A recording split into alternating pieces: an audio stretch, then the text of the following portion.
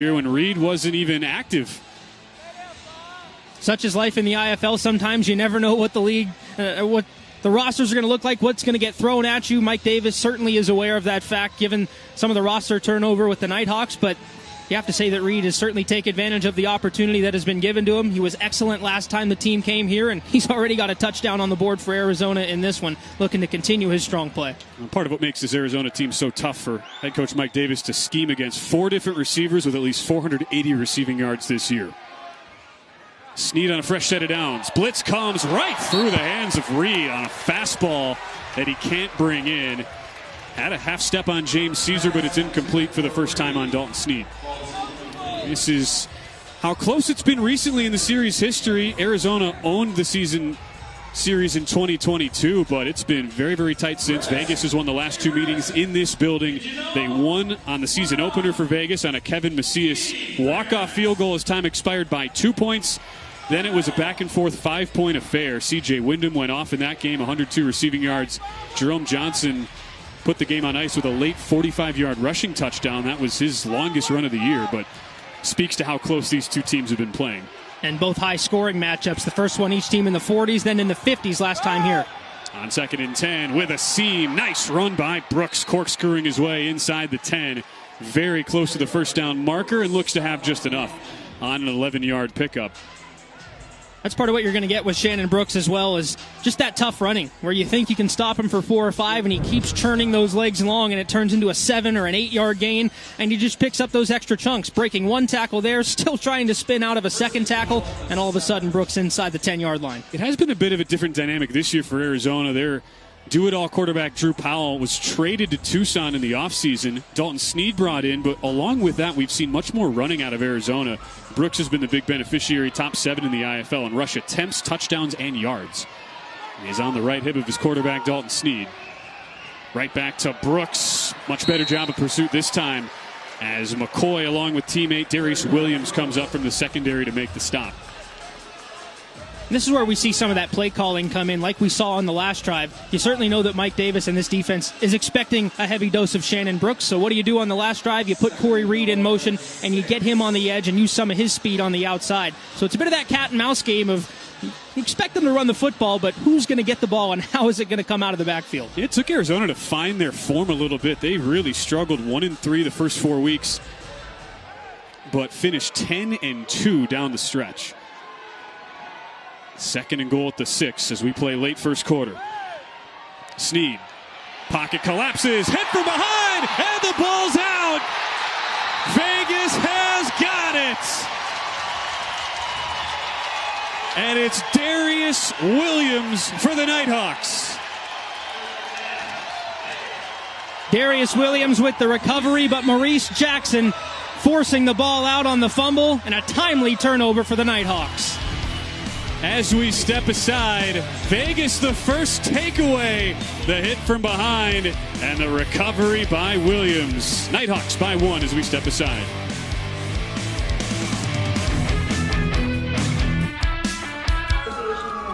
We're here showing our support with the Henderson Police Department. They support us, we support them. I think the police station was great. It was good to get in there and kind of get personal with the officers as well as the dispatchers. You want to get in the back? And kind of be able to see what goes behind keeping a community safe. We were able to tour the building and kind of look into a day in the life of what they do and making sure we always have someone to call if ever we're in need. Yes. I think as soon as we stepped in the building, we kind of felt a different vibe and how everyone is corralling around the city of Henderson, and we all as a community are trying to make this a better place, and it's growing fast, and you could definitely see that within the department.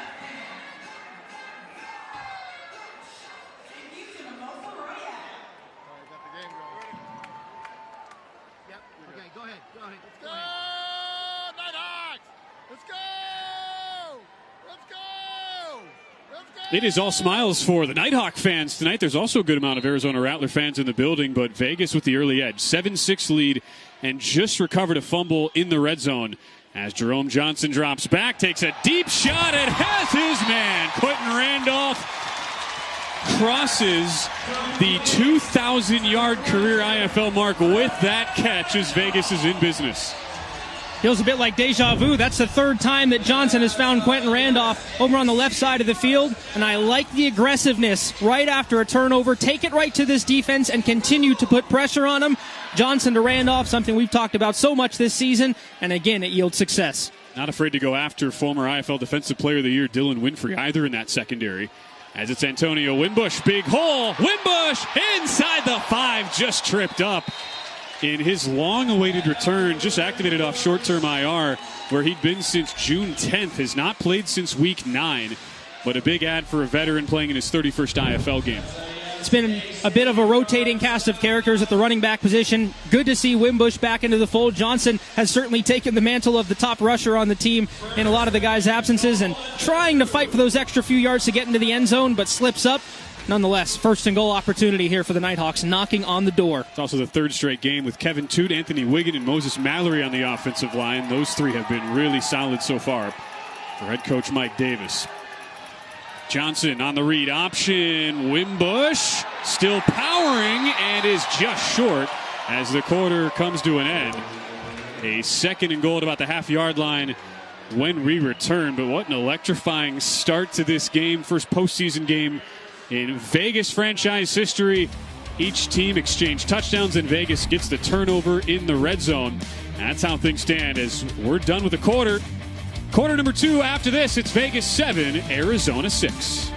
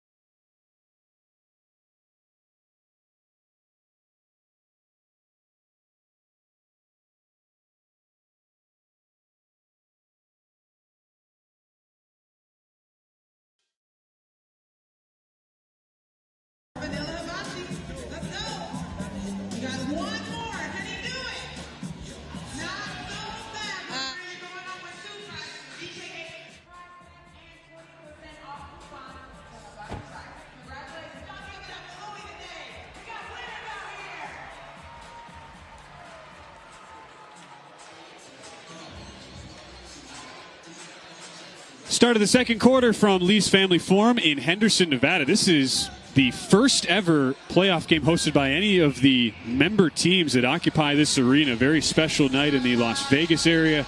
And it's the Nighthawks 7, Arizona Rattlers 6, kicking off the Western Conference semifinals in the 2-3 matchup in Vegas right away here. Justin, knocking on the door as we start the quarter, second and goal at the 1. Fans are certainly excited. They came out in droves here, and let's see if the Nighthawks can punch it in.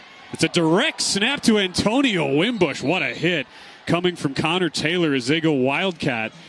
Brought in Lorenzo Hernandez as a blocking backer there, but a beautiful read by Taylor, the second-year Rattler who makes the stop for a loss. Perhaps showing their hand a bit too much on that play call there as you bring in Hernandez as an extra blocker.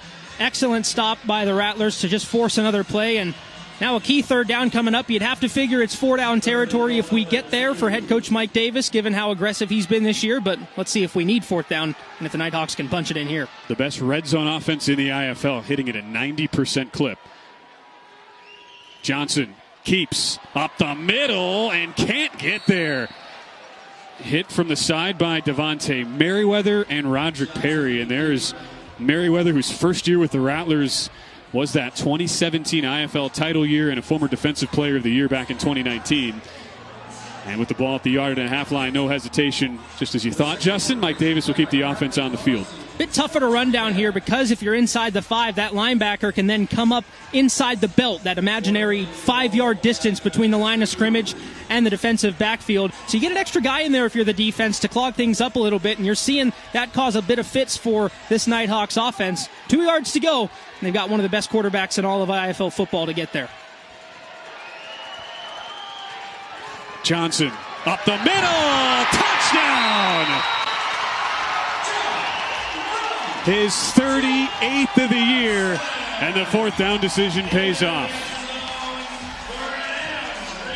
The full complement of weapons for Jerome Johnson already on display here. The long touchdown earlier through the air, this time on a key 4th down in the red zone, getting it done on the ground, and I'd have to say there's no other person you'd want with the ball in their hands at this point.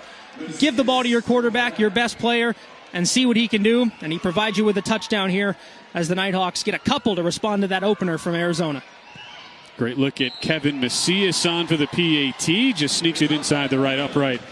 14-6 Vegas with 12:42 to go until halftime. Nighthawks the best red zone team and best 4th down team in the league this year, and they pay it off on a 4th and goal. Jerome Johnson into the end zone as the Nighthawks lead by 8.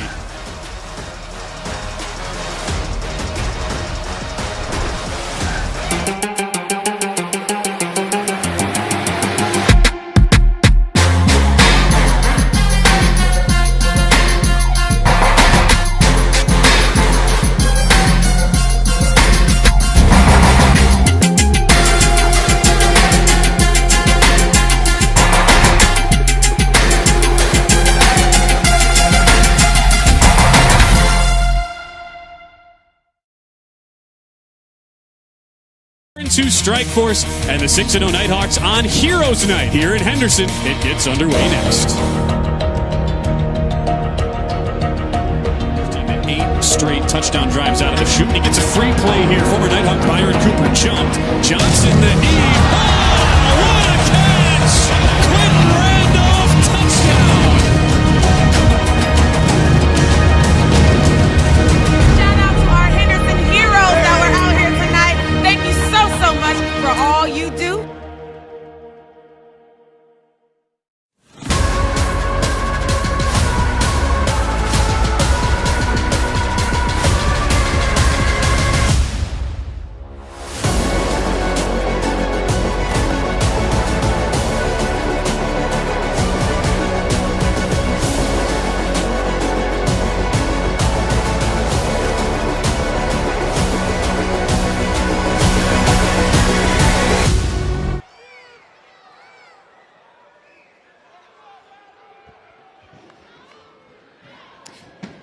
Welcome back. The Vegas Nighthawks up 14-6 over the Arizona Rattlers. Now, the scoring all started for Vegas with that insane catch by C.J. Wyndham up and over the wall. Unfortunately, an injury was sustained when making that catch when his side hit the wall. He's currently being evaluated by the trainer in the back in the locker room. But before he even headed to the locker room, there was clear frustration on his face. This game means so much to him. He was very emotional, guys.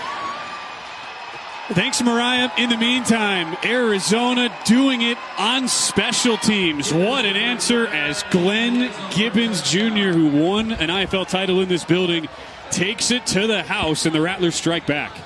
Just the kind of spark that the Rattlers needed. Gave up the turnover, gave up the touchdown after it, needing something to get back, and your special teams propping up your offense there. Glenn Gibbons showing off the speed, coast to coast, no problem. And a touchdown on special teams for the Rattlers to get them right back in it. A 45-yard return as Evitz continues to struggle. Another missed PAT wide left, and that's the big differentiating part so far as you get a good look at Glenn Gibbons Jr. out of Division II Lindenwood University in the St. Louis area. His first kick return touchdown this year. But averages over 20 yards to return, Justin. He's showed that athleticism all season on those returns. Both these teams have guys that they consider dangerous there returning kicks. Of course, Jericho Flowers on the other side for the Nighthawks, but you give a guy like Gibbons that much room. The blocking went to perfection there on that return for Arizona. You give him that much room to work, and he's going to find the open spot and get into the end zone. only Quentin Randolph had more catches, I should say more receiving yards and more touchdowns in 2022 with Northern Arizona. Glenn Gibbons led the team in catches that year, as Gibbons and Randolph led Northern Arizona from a 1-win team in their inaugural season to winning it all in 2022. 14-12 Vegas, the lead right now. And that's really been the theme of the IFL these last few years. You had Northern Arizona do that. Then in 2023, it was Bay Area who went from 1 win to an IFL title. Vegas trying to be the latest to do that. Not as bad as 1 win, but only 11 wins combined their first 2 seasons now in the playoffs. We'll see what happens with a potential return, though, for C.J. Wyndham, because that is unquestionably a massive loss. Team's leading touchdown man on the receiving side. Certainly, we talked about him filling such a void for this offense, and be next man up for Vegas if he's out. It's Jericho Flowers. Couple return touchdowns this year and a solid run back out to the 19. Hey, the legendary Keith Sweat and special guests take the stage at Lee's Family Forum Saturday, August 31st. The Sweat Hotel Tour promises an unforgettable night of timeless R&B hits, soulful melodies, and an electrifying atmosphere as 3 iconic acts take the stage. Tickets are on sale now. Visit leesfamilyforum.com. And with C.J. Wyndham taking the hard contact up and over the board, making the touchdown catch on the first drive, now you have a couple of new Nighthawks who are into the fold. Marquise Lawson was just signed July 4th, making his 3rd start, while Reggie Henderson also signed July 4th. He's into the game right now as the 4th active wide receiver, just activated off short-term IR this week. Jerome Johnson on the drop back. Oh, big hit! Connor Taylor did not bite on the pump fake, and that had a massive implication and consequence for Johnson, who takes the loss. We said Connor Taylor's the last man standing at the linebacker position for Arizona. He knows he has to be effective in this game, and making his impact there with a huge sack of Jerome Johnson. And again, you see Jerome looking down the field to one of his newer targets in Henderson, and just unable to have the confidence to let it fly there. Tucks it in, takes the sack, and the Nighthawks push back here with a 2nd and 22.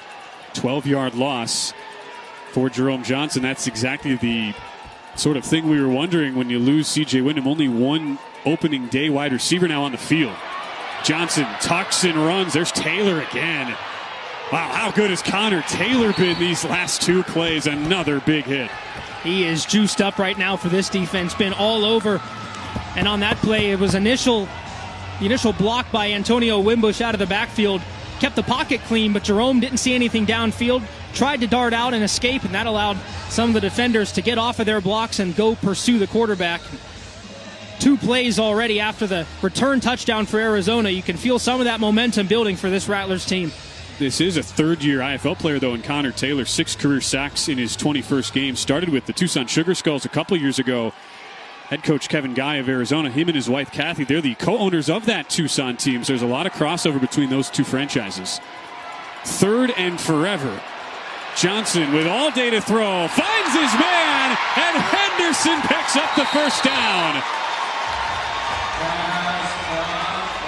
Can't have that if you're the Arizona defense there. I know you're trying to protect against the deep ball. You know Jerome Johnson wants to go deep, but you still have to play to the sticks. And they leave a man open. Henderson in the middle of the field. He's able to run after the catch. Good recognition of where that first down marker was. And he picks it up on a key 3rd down. How different could this drive have looked if they didn't pick that up? But things continue to move along for this Nighthawks offense. Now Reggie Henderson, the rookie out of UT Chattanooga, started his college career with teammates with C.J. Wyndham at Middle Tennessee, but they played against each other. Henderson was a safety on that roster. On the pitch, Wyndham, nice cutback and a strong tackle. James Yamwaya with a tackle for a short gain as we send it back down to the field, and Mariah Janos. Yeah, you guys, Reggie Henderson, one of the many new faces to this roster down the stretch here, and I had caught up with him asking him, what does he bring to this team? And he just said, straight and simple, it's effort. He brings effort. He'll do anything the coaches tell him to do, whether he's playing or not. He just wants to see this team win. No question, Mariah, it's been a big ongoing storyline for the Nighthawks and so many teams around the IFL when you deal with those midseason injuries that are very common in the league. Henderson coming in now as that 4th wide receiver today. While that was happening, Arizona head coach Kevin Guy And the rest of the Rattler bench given a sideline warning, which is, even on a warning, a 5-yard penalty. Makes this a 2nd and short. And it is already getting chippy between the two Western Conference rivals. Wimbush can't turn the corner. The former Merrimack College standout in Massachusetts, Yamwaya, with another solid stop. And there are a lot of Rattler fans in the house tonight. Head coach Mike Davis' big message has just been not assign any added value to this game. Let's just focus on us with how strong of a team on the other side Arizona is. That being said, Mike Davis and Herdishin certainly playing to the crowd after that sideline infraction, waving their hands up in the air to get this home crowd on their feet. You don't see that too much on offense sometimes, but they want all these fans to be into this game. One of the best fan bases in the league, the Arizona Rattlers. They've had a whole bunch of fans make the trip from Phoenix, as it's 2nd and short pitch. Randolph on the spin. Looks to have just enough. That was 3rd and 2. As the chain gang did update the down and distance late, and Randolph appeared to have just enough, and he does. 1st and goal, Nighthawks. Far side official confirming a first down there.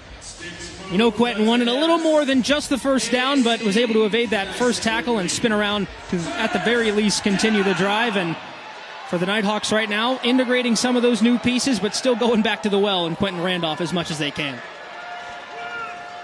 On the play fake, a sellout against the run, and it pays off for Arizona. How about that play by Kevin Symes, who was activated off IR mid-April.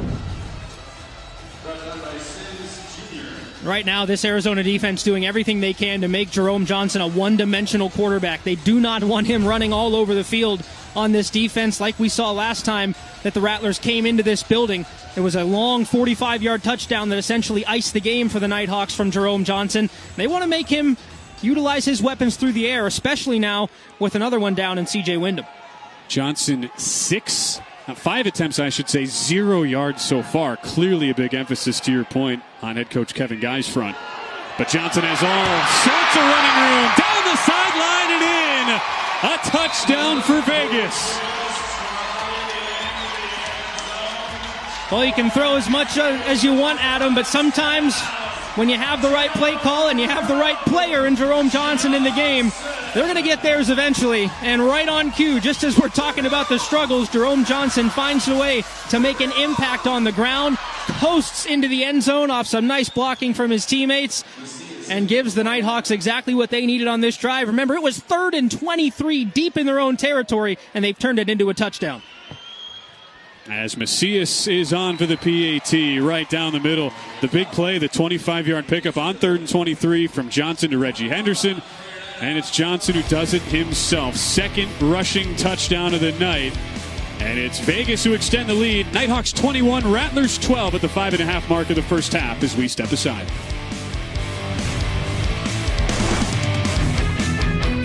To Strike Force and the 6-0 Nighthawks on Heroes Night here in Henderson. It gets underway next. 8 straight touchdown drives out of the chute, and he gets a free play here. Former Nighthawk Byron Cooper jumped. Johnson the eve. Oh, what a catch! Quentin Randolph, touchdown! Shout out to our Henderson heroes that were out here tonight. Thank you so much for all you do.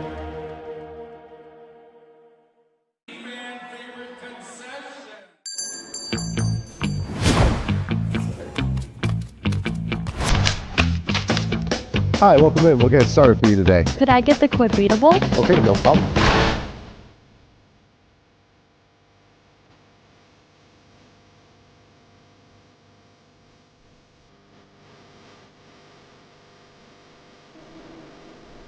Thank you.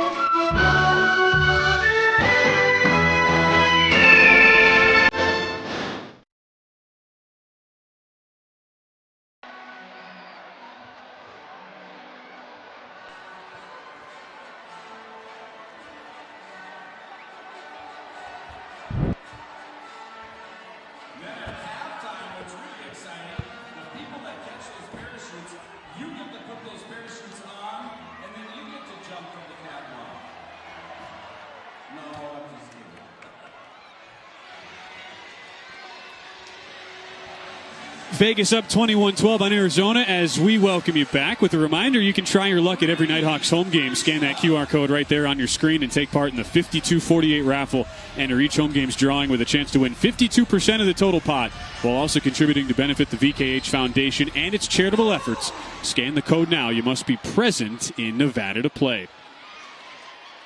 Postseason week well underway. The two Eastern Conference semifinals have wrapped up. Nighthawks and Rattlers in the first of the two Western Conference semis. As watch out. Nice snag down there on a hot shot off the foot of Kevin Macias. That is the IFL Hall of Famer, Xavier Jackson, the all-time IFL sack leader, who just snagged that off the top of the wall. Well, Nighthawks and Arizona have played some really good games in their short series history. This was the last meeting. James Caesar made one of the defensive plays of the year.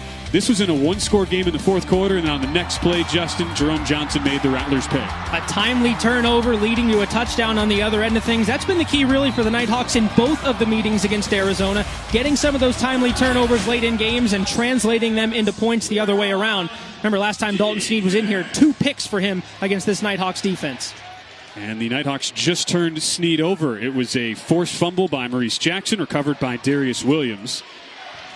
It's Shannon Brooks on the ground. Not much doing with the tackle led by Lorenzo Hernandez, a former double-digit tackle for loss man with Massachusetts last year. And in that season series sweep, Nighthawks had some huge statistical numbers. Jerome Johnson, he only averaged 7 touchdowns a game. Not too bad. C.J. Wyndham went off. 4 combined touchdowns in those 2 games. And then Maurice Jackson, in one half of football, had 3.5 tackle for loss, 2.5 sacks before getting injured. Already has a forced fumble tonight. You can see why Nighthawks so excited defensively to get him back out onto the field. And, of course, we hope C.J. can find his way out soon, too. 2nd and 9. Nice throw to the boundary where Jamal Miles brings it in with Hernandez right in the face of Dalton Sneed. A strong throw from the Scottsdale native, and it's 1st and goal. Again, a little adversity for Arizona so far in this first half, but this is a veteran team with a quarterback who has an IFL championship under his belt in this building, so he certainly knows how to face adversity and come out on the other side successfully. And that's not getting in his face and not getting in their minds right now. Some of the issues they've had in this first half, they are continuing to chug along, and an excellent throw by the veteran there, as you said, on the boundary in a tight window.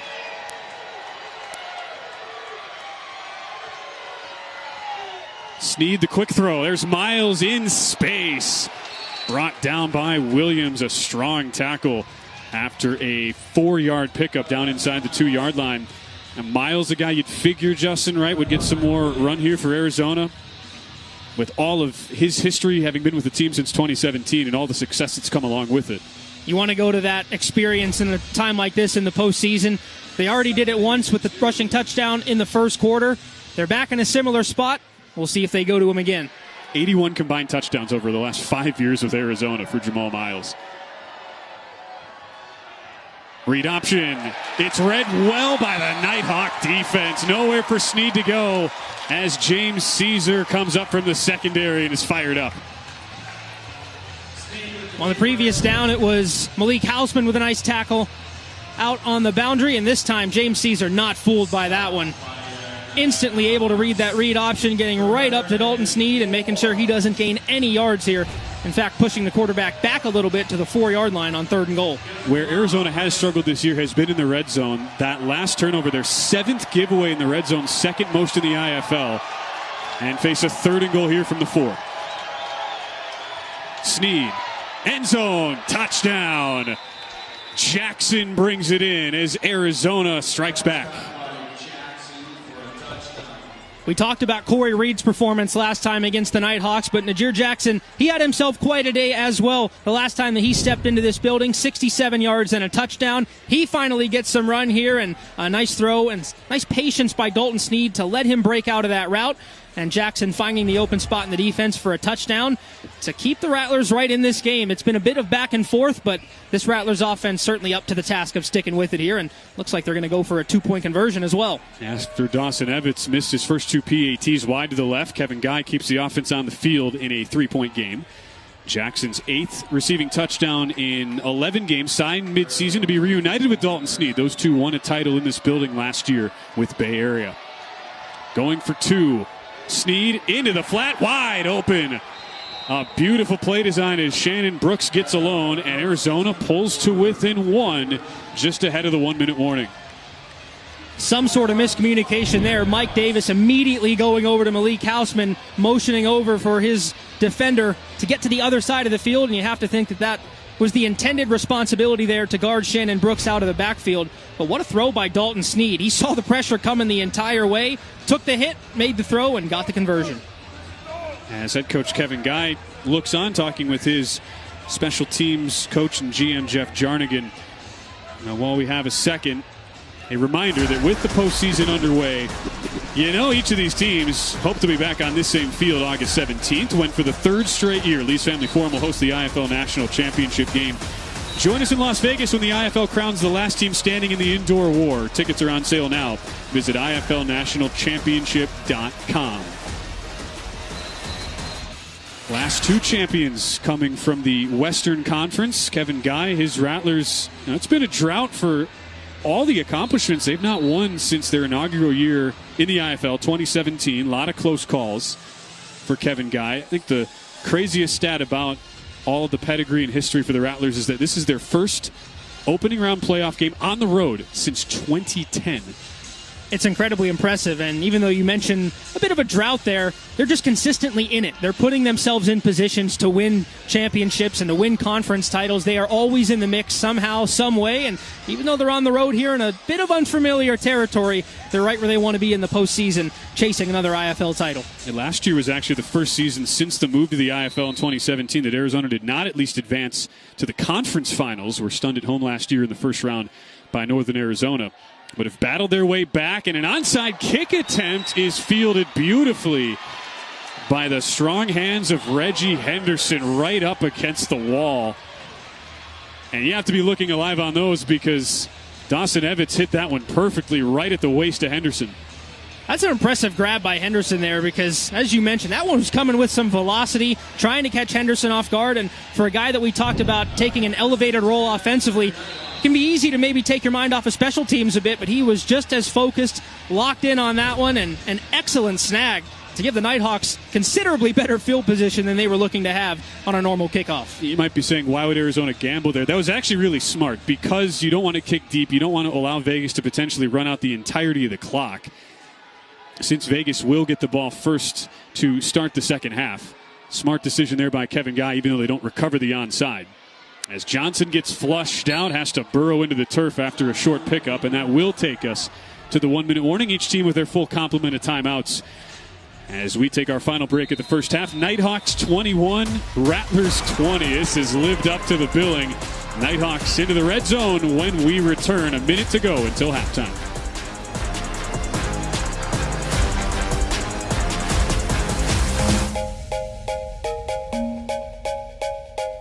In preparation of Military Appreciation Night, the Vegas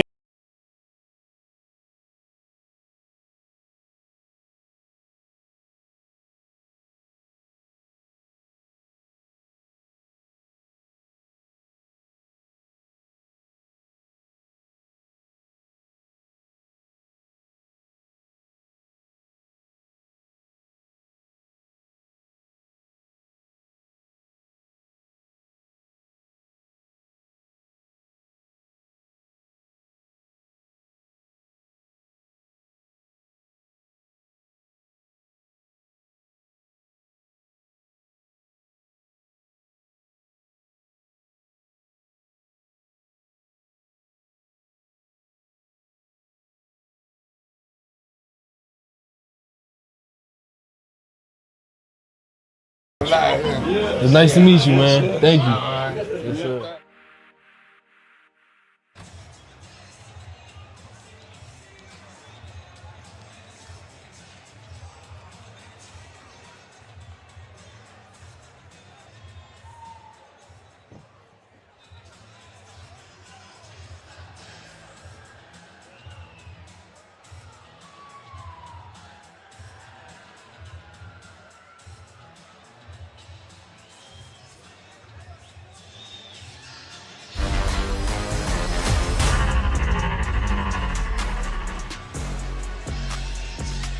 21-20 Vegas into our final minute of the first half. Kicking off the Western Conference semifinals tonight. Vegas, the 2 seed, hosting 3rd seeded Arizona. Winner to meet the winner of Bay Area and San Diego tomorrow. A couple of great games already. It has really fit the bill of this IFL season so far. Green Bay and Massachusetts each advancing by a single score. It's Jerome Johnson sliding inside the 5, who avoids the big hit from Devontae Merriweather, and we get a timeout taken by Arizona to stop the clock. First of the 3 timeouts used. 53 seconds to go until halftime, and this is where the cat and mouse game of the IFL is so fascinating to watch. Certainly, and you don't have to go back far for the Nighthawks to recognize that cat and mouse game, because Tucson put a touchdown on them late. They got a Hail Mary in the final seconds of the first half. Time is so valuable here at the end of halves, and the Nighthawks doing everything they can to make sure that there is as little time as possible. Of course, if they end up scoring a touchdown to then get that point on the board. Positive news there as you see C.J. Wyndham on the sideline. For more on C.J., let's go back down to Mariah. Yeah, you guys, as you see, he is back on the bench. He was limping, walking a little gingerly toward the bench. No helmet with him, so it's definitely positive that he will not be returning in this final 53 seconds of the first half. But he is feeling optimistic, and we'll see if he can make his way back into this game in the second, as he is a huge weapon for this offense. No question, Mariah, guy who's caught 5 touchdown passes in 2.5 games this year against Arizona. It's a 3rd and short for the Nighthawks. Johnson gives, Wimbush dives, looks to have just enough for the first down, as that momentarily stops the clock. 46 seconds to go in the half, and now as it runs, a frustrated Kevin Guy will begrudgingly use his second timeout. Such a tough thing to do when you get down to the red zone here, especially when that line to gain is so close to the goal line, to try to find that fine margin of getting the first down for time purposes, but not yet scoring because you don't want to give it back. So executed perfectly by Antonio Wimbush there, and curious to see how Curtis Shin and this offense decides to go about this next few plays and this upcoming sequence here for time purposes. Just 39 seconds left. Arizona down to 1 timeout, but it's that classic gray area of how conservative do you get. You still want to make sure you're able to score here. 1st and goal at the 1, but you would kind of assume that Vegas would elect to try to get this ball to about the half-yard line and not score, force Arizona to use their final timeout as a result. They do bring the big blocking back in from the defensive line, Lorenzo Hernandez. And some miscommunication here. Nighthawks making sure they're all lined up and set. You always see in the IFL those 2 and forward motion at the snap. And it is Johnson, exactly what we thought. He does not go into the end zone, actually loses about a half yard. And so far, no final timeout taken by Kevin Guy in Arizona. And that's where the cat and mouse game comes in here, because you are down to 30 seconds, so you can't be too laissez-faire here, but Curtis Shin, with his team having the full complement of timeouts, defense looking on, clearly comfortable in this situation. And it might look odd as the Nighthawks do end up blinking first and taking that time out there. It might look odd saying, okay, why are they intentionally not trying to score? But when you leave too much time on the board, yeah, you get your touchdown, but oftentimes you're going to break even because the other team can go right back down and match you. And for the Nighthawks, especially knowing that they're going to get the ball out of the second half, you want to double dip and you want to do everything you can to make sure there is no opportunity for Arizona in this half. Vegas really hit the jackpot, too, with how this sequence is played out. You get the first down without scoring a touchdown. That was the best-case scenario for Vegas from a pure time and timeout standpoint. Now that we're down to 18 seconds left, Vegas still has 2 timeouts, 2nd and goal just inside the 2 for the 2023 IFL Coach of the Year in Tucson, Curtis Shin. He certainly knows Kevin Guy well. Kevin, who has his wife, Kathy, they're co-owners of the Sugar Skulls. Johnson to the outside, flag down as Johnson hits the wall just before crossing the plane of the goal line. And a massive call coming from head ref Reed Brotherton in the area of a potential hold. Holding, offense number 55, 10-yard penalty, 2nd down. And that now completely changes the calculus. That's the fine line, Justin. That's all it takes. Now you get a holding penalty, and Vegas is in a tough spot. Anthony Wiggin, the left guard there, pulling around number 55. You see the hold there on the edge, just trying to prevent the defender from getting to Jerome Johnson.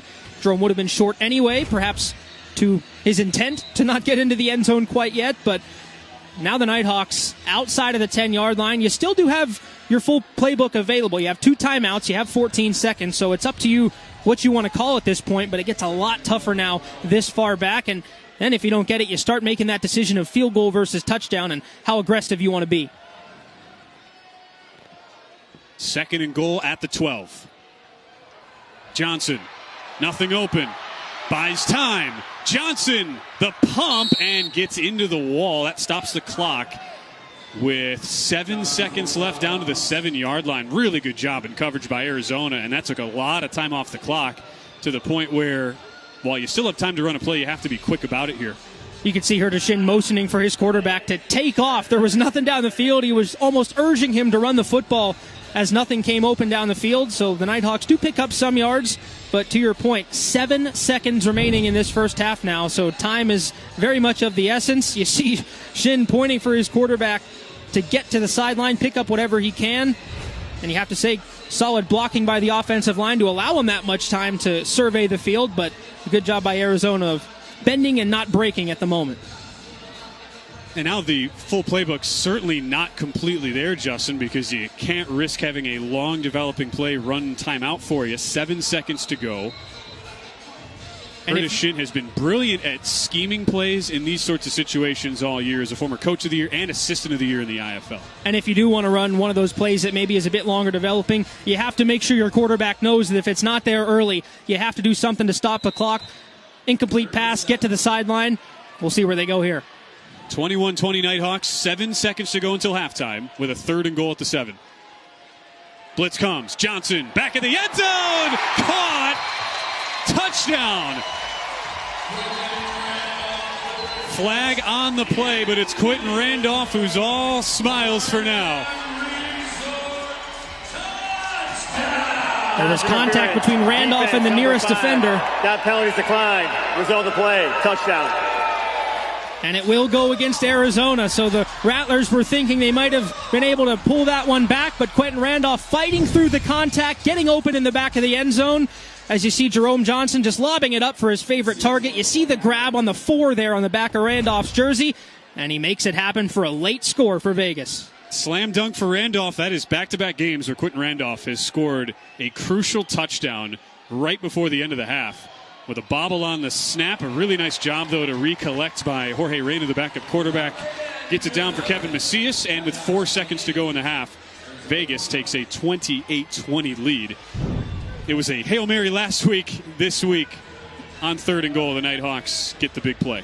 Not as much flair for the dramatic this week for Quentin Randolph, but he gets the same result, gets the touchdown, and with just 4 seconds to go, although it was a bit of a roller coaster on that sequence there for the Nighthawks, they do end up at the destination that they were hoping to. 4 seconds to go. They have the touchdown on the board, and now they're ideally one kickoff away from sending this thing to halftime. You surprised a little bit that Arizona would blitz in that situation where you're basically forcing yourself into man coverage when by dropping everybody back, we saw how beneficial that was the previous 2 plays. Thought it was an interesting decision, to say the least, from Arizona. Not even just on the scheming aspect of it, too, but we saw how long that previous play took for Jerome Johnson. You figure if you get in his head a little bit, you take away some of those weapons down the field, that you can get him to take some time on that play and maybe force their hand into a field goal. So I think a great point by you there that interesting they went away from that type of defense. Of course, they wanted to be a bit more aggressive and see if they could perhaps force Jerome into a mistake, but didn't work out on that occasion for Arizona.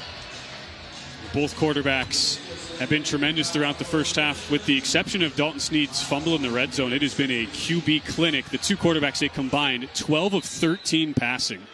3 touchdowns, no picks so far. And now the big question is, how do you approach this if you're Kevin Macias? 4 seconds still left. Glenn Gibbons just returned one to the house. Last time Vegas kicked deep. And it will be a short little pooch kick, angled toward the board, picked up by Gibbons with a full head of steam. Watch out, Gibbons upended inside the 15. A touchdown-saving tackle by the Vegas native, Malik Hausman, and Gibbons almost brings it back again. You can tell he knew he was a step away from taking it to the house. That's one of those you hold your breath on. You're wondering whether it'll be a squib kick for Macias.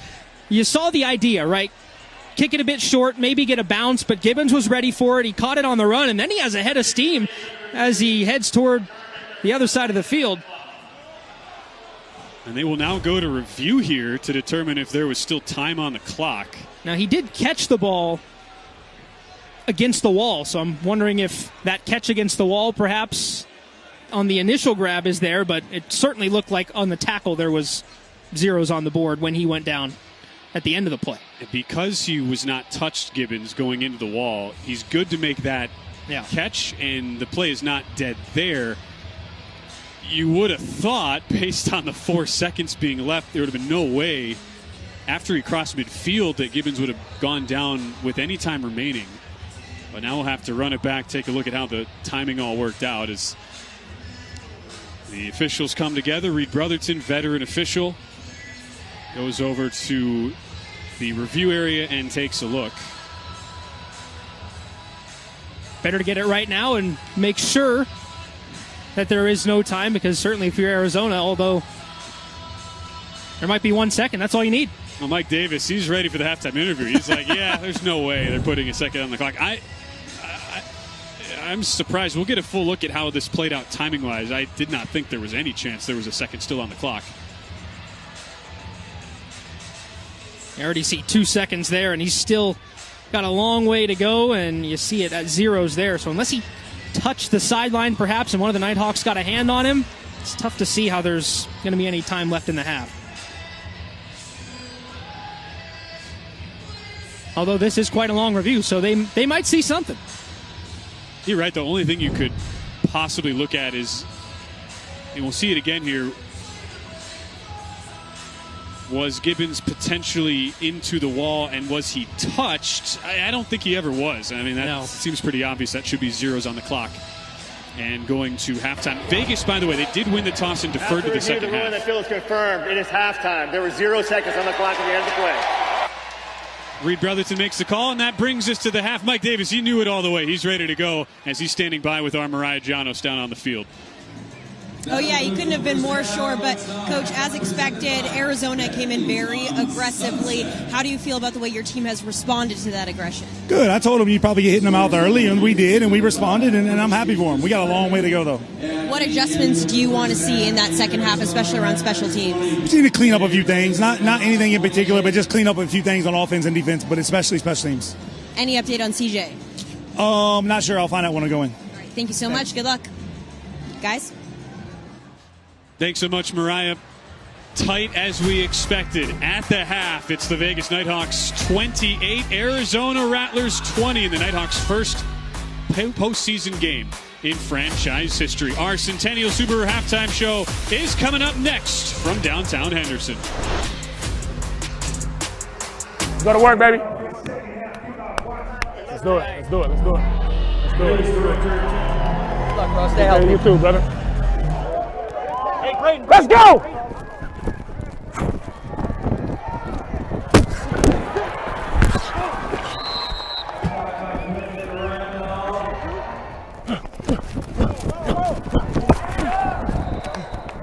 Where you went to college at? University of West Florida. What about you? Yes, sir. D-Will, get there, baby. They gonna call a flag on D-Will. Clean to me, but he judged it. He said it looked clean to him. Every time I got a big play, they want to go zone, bro.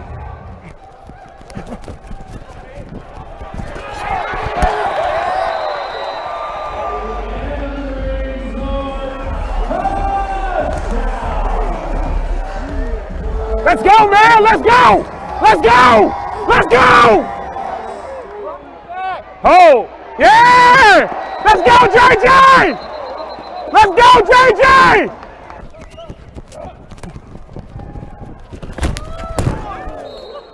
Hey, I lift weights, though. I lift weights. 4th and 10, let's go, we need you. We need you, 4th and 10, we need you.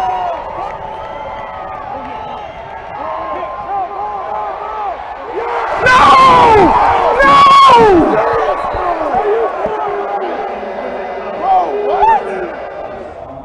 We about to get this score. Defense, go back out there. They got bailed out on that 4th down. Good defense. Y'all are handling business. Keep it up. dig deep right here. Just play with your whole heart, bro. Put everything on the field right now. What we talked about in the players only meeting. Find them last 2 minutes. Find them last 2 minutes right now. Finish on three. Finish on three. 1, 2, 3. Finish.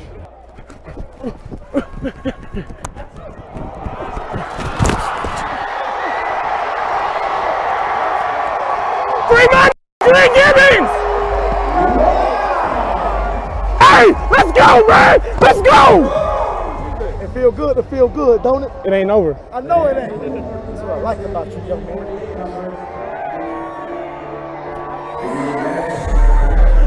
Free fish, touch your toes like what? Ah!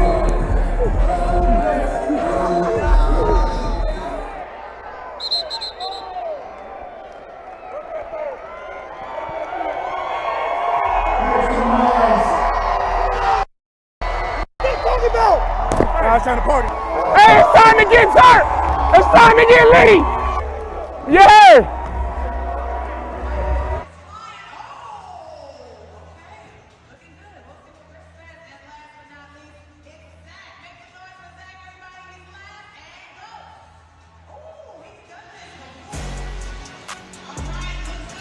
The Nighthawks with a narrow 28-20 lead over the Arizona Rattlers as we hit halftime. A reminder that Silver Knights hockey returns to Lee Family Forum this October with an air of mystery surrounding the home opener. Presenting the mystery ticket offer on October 18th, where fans have the opportunity to purchase tickets for a flat rate of $30 with seats randomly assigned in high-demand areas, including on the glass. This is a limited-time offer. For more information, visit HendersonSilverKnights.com.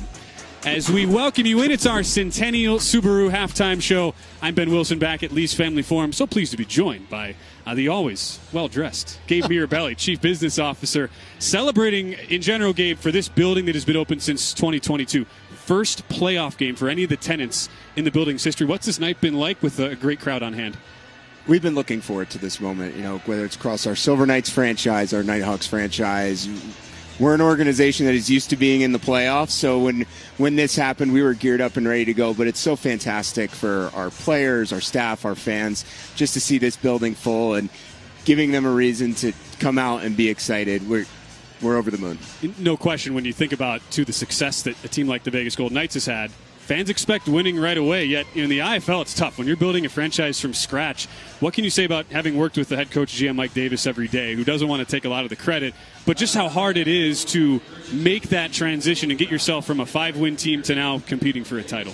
Well, and you got to think about it, too. This is a brand new franchise, and there's no expansion draft, right? You got to start from the bottom and build your culture, find the pieces, find the players. And honestly, I think for Mike to have done it on the timeline that he has is really impressive, but speaks to the work that he puts in 365 days a year. When the season ends, he's still here doing everything, recruiting, doing jerseys, ordering equipment. So just all the hard work that he puts in, I'm so happy for him, and obviously we're thrilled to be able to celebrate with our fans. It certainly helps that as a representation of the league here, third straight year that the Lee's Family Forum will host the national championship game. What's it been like, too, when you think about your past of the last couple of years while Vegas was not in the playoff hunt, the fact that you guys have had experience getting to host really, really high-level games and welcoming in fans from all over the place? I won't say we're happy to have had the practice, but fingers crossed, yeah. Hopefully the practice will pay off. And again, we've got a couple more steps along the way, but just to think that to be able to host this in our city with our team, fingers crossed, we're looking forward to it. If this keeps up, I'll feel even better about it. No doubt. Chief Business Officer Gabe Mirabelli joining us on the halftime show. Always a pleasure to catch up, man. We'll see you on the link soon. Absolutely. Gabe Mirabelli with us at halftime. We'll check in with our Mariah Janos when we come back to the Centennial Subaru halftime show. Vegas on top of Arizona in the first round of the IFL playoffs. 28-20 at the break from Lee's Family Forum. So the Fisher House is temporary lodging for military families, not just veteran families, but active duty. They stay here while their active duty person is receiving medical treatment. It's free of charge, because veterans do stay here with their family members, and they feel like once they've done their service, sometimes they're forgotten. So you do not know what an uplifting experience it is for them to have people come and say, we appreciate you. Thank you for your service. We see what you've done. We've seen the warrior that you've been in the past. Especially these football players come out and the coach, It's amazing. It's an uplifting experience for them to feel that support from our community. Those are the true heroes, right? Because they get an opportunity to live out their dreams over here in this safe country that we live in. And they went out there and fought and did everything that they need to do for these young people, and myself also, to live out what I've done for 17 plus years and still continue to coach. That to me is a pleasure within itself. So again, my hat's off to all military service people. Thank you so much for all you do for us. We really appreciate you. So the Fisher House is temporary lodging for military families, not just veteran families, but active duty. They stay here while their active duty person is receiving medical treatment. It's free of charge, because veterans do stay here with their family members, and they feel like once they've done their service, sometimes they're forgotten. So you do not know what an uplifting experience it is for them to have people come and say, we appreciate you. Thank you for your service. We see what you've done. We've seen the warrior that you've been in the past. Especially these football players come out and the coach. It's amazing. It's an uplifting experience for them to feel that support from our community. Those are the true heroes, right? Because they get an opportunity to live out their dreams over here in this safe country that we live in. And they went out there and fought and did everything that they need to do for these young people, and myself also, to live out what I've done for 17 plus years and still continue to coach. That to me is a pleasure within itself. So again, my hat's off to all military service people. Thank you so much for all you do for us. We really appreciate you. Welcome back into the Centennial Subaru halftime show. The Vegas Nighthawks up 28-20 over the Arizona Rattlers. Alt-rock legends Everclear take the stage at Lee's Family Forum on September 21st to rock the Stronghold in Henderson, joined by special guests Marcy Playground and Jimmy's Chicken Shack. It's a lineup packed with hits that define the 90s and promises an unforgettable evening of music, energy, and nostalgia. Tickets are on sale now. Visit leesfamilyforum.com. We've got a big second half coming up. The Nighthawks up 28-20. We got stats and highlights from that wild first half coming up next after the break.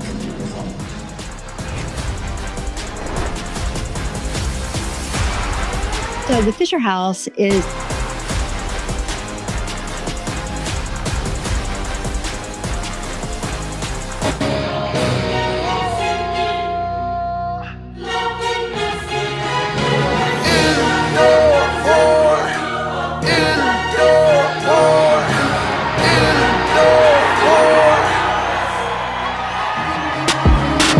choice but to lace up.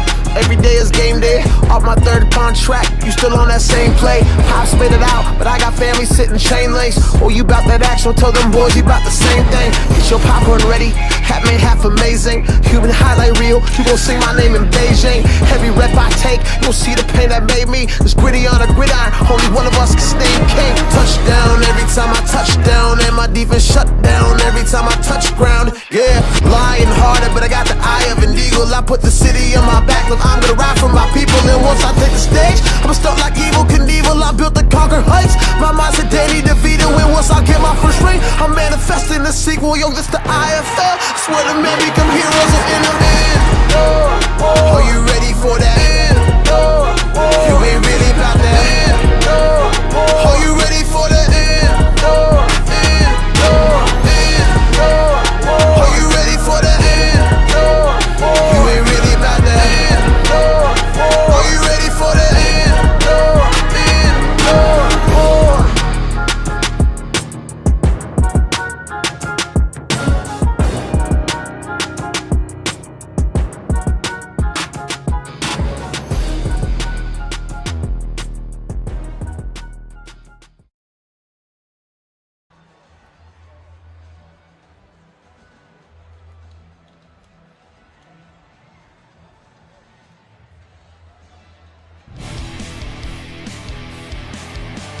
(28-20), the Vegas Nighthawks lead Arizona at the half. Our Centennial Subaru halftime show continues. A lot of great action, Justin, on both ends, with Arizona getting the scoring started. But after that, it was Vegas on an extended 28-6 run. And for the Nighthawks, really just doing whatever they could to respond to Arizona. Arizona responding in their own right, as you see, with a kickoff return touchdown here. But after that opening drive touchdown, the Nighthawks putting a couple on the board, sandwiching a turnover from Dalton Snead on a fumble. Vasanevich struggled in the kicking game for Arizona, and just as we've come to expect, Jerome Johnson, a key factor for the Nighthawks. Both these teams keeping up offensively. Neither team could really extend the lead too far, as, again, each team would find a response. This was the last one, though, the last lap in the half.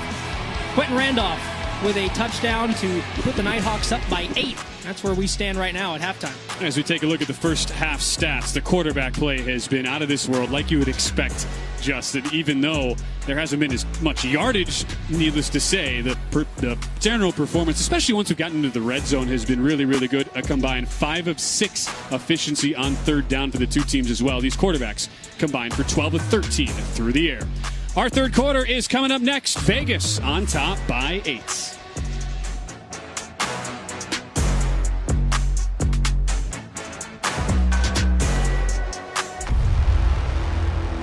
Fake around the back. Kenny scores! In the back, Hannah. Behind the back, Wesley. Through the wickets for a goal. Hesitation, and he finishes. Swim move, Hannah, showtime!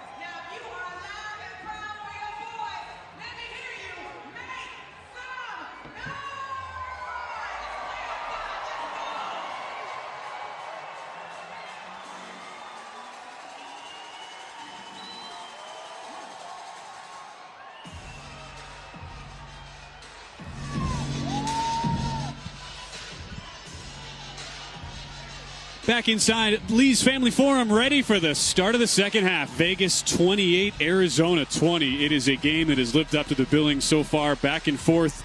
Really the only differentiating factor has been a red zone turnover by Arizona. As you get a good look at head coach and GM Mike Davis. Matchup of the 2 and 3 seeds in the Western Conference semifinals. Back with Justin Russo. I'm Ben Wilson, rest of our outstanding crew led by our producer Joe Nicola, director Paul Dubray. Both locally here on Fox 5 in Las Vegas and around the country on Stadium and the IFL's YouTube stream.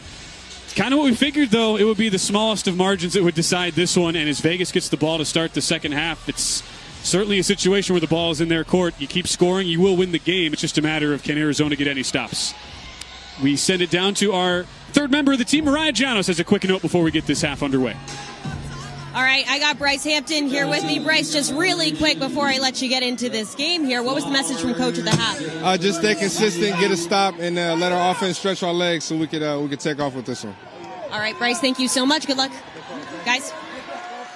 Great stuff, Mariah, as Jericho Flowers nearly has the ball ripped out of his grip by Devontae Merriweather. But it's a return out to the 15, and that's where Vegas takes over. Quarterback Jerome Johnson, you couldn't have asked for much more, Justin. 6 of 6, 89 yards, 2 touchdowns in the first half, also 2 rushing touchdowns as well. Starting to sound like a broken record on Jerome Johnson because he just does this every week for this Nighthawks team. It's in the run game, in the pass game, wherever he can find success. He typically has a way to do it. And Jerome Johnson, as you see there, flawless under center through the air. He's added 29 rushing yards and a couple of touchdowns after a pretty slow start on the ground, most of that coming in the second quarter. Johnson this year now, 18 touchdowns in 10 quarters against Arizona. Hands to Antonio Wimbush. Not much running room. Good pursuit by Connor Taylor, who was a bright spot for Arizona in that first half. You go back to the start of the year, not much was known about what to expect for Jerome Johnson. He did play 9 games as a rookie for Green Bay, but had an injury last year. Numbers didn't exactly jump off the page, but he comes out, and with Vegas as 2 touchdown underdogs in their season opener, stuns Arizona on the road, and that really began what has been the Jerome Johnson experience in Henderson this year. And it's not only him finding a good spot here in Henderson, it's the marriage with Curtis Shin and the way that those two have been able to play off of each other. It's just been a perfect combination for this offense. Drops back on second down. Wants it all. It is intercepted. Jermaine Dobbs wins the one-on-one battle with Marquise Lawson, and Arizona had the takeaway they needed to get. Marquise Lawson going down the field. We've talked about C.J. Wyndham being out. Of course, you go back a little bit further. Caleb Hawley, a season-ending injury on the wide receiver core for this team. So some of that chemistry might not be there between Jerome Johnson and some of these newer weapons. He decides to take a shot down the field, has time in the pocket.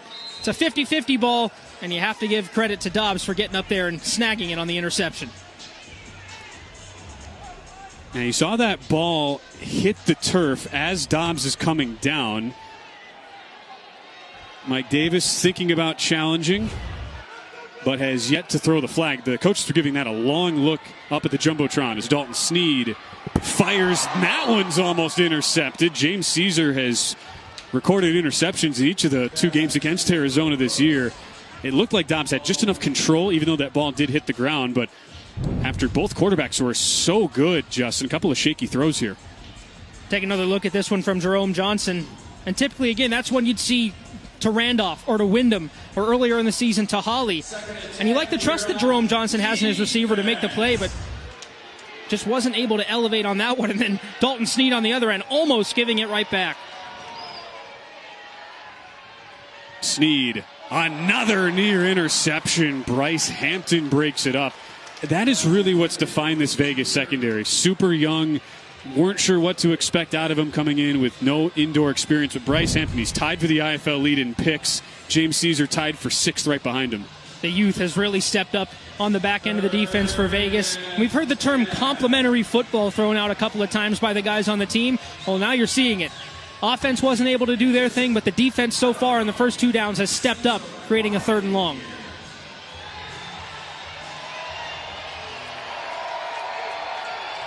As the fans make some noise inside Lee's Family Forum, first ever playoff game for the Nighthawks. McCoy the blitz. Sneed hit as he throws. Big catch. Jamal Miles in space. And a massive play for the Rattlers to get out of the shadow of their own end zone. Really similar to what we saw from the Nighthawks after Jerome Johnson had a couple of negative plays. They had a 3rd and long deep in their own territory. They were able to get out of it. Now Dalton Sneed, look at him finding that window there as Hernandez back in coverage.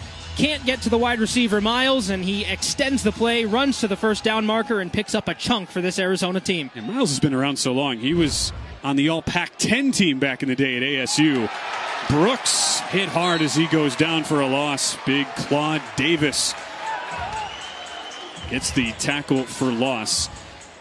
As we take a look at Dalton Sneed, the quarterback who made that big throw a moment ago for Arizona, and all the connections he has to Las Vegas. Sneed started for a year at UNLV back in 2016. He was part of the 2014 recruiting class. As he committed, came to Vegas, but only lasted 1 year. Finished his career at Montana, where he put up big numbers. Sneed then started on opening night for Vegas in 2022. There's a good look at Dalton Sneed for Mike Davis. Only played a half season. As he throws high, Miles the catch and is into the wall and out of play there as it brings up 3rd and long. But a bit of a winding route to get to his home state IFL team, or one of the 3 home state IFL teams for the Scottsdale native. Vegas, then Sioux Falls, wins a title for Bay Area, and then not an easy job to step into, though, replacing a legendary quarterback in Drew Powell, who had a very surprising departure after a playoff shortcoming last year in an upset loss to Northern Arizona. A winding route, but a guy through that route that built a lot of confidence in himself and his play, winning an IFL championship. He knows that he has what it takes to command this offense. And Mike Davis knows very well the game of Dalton Sneed. 3rd and 8. Miles in the flat, long way to go, and Maurice Jackson wraps him up at the line.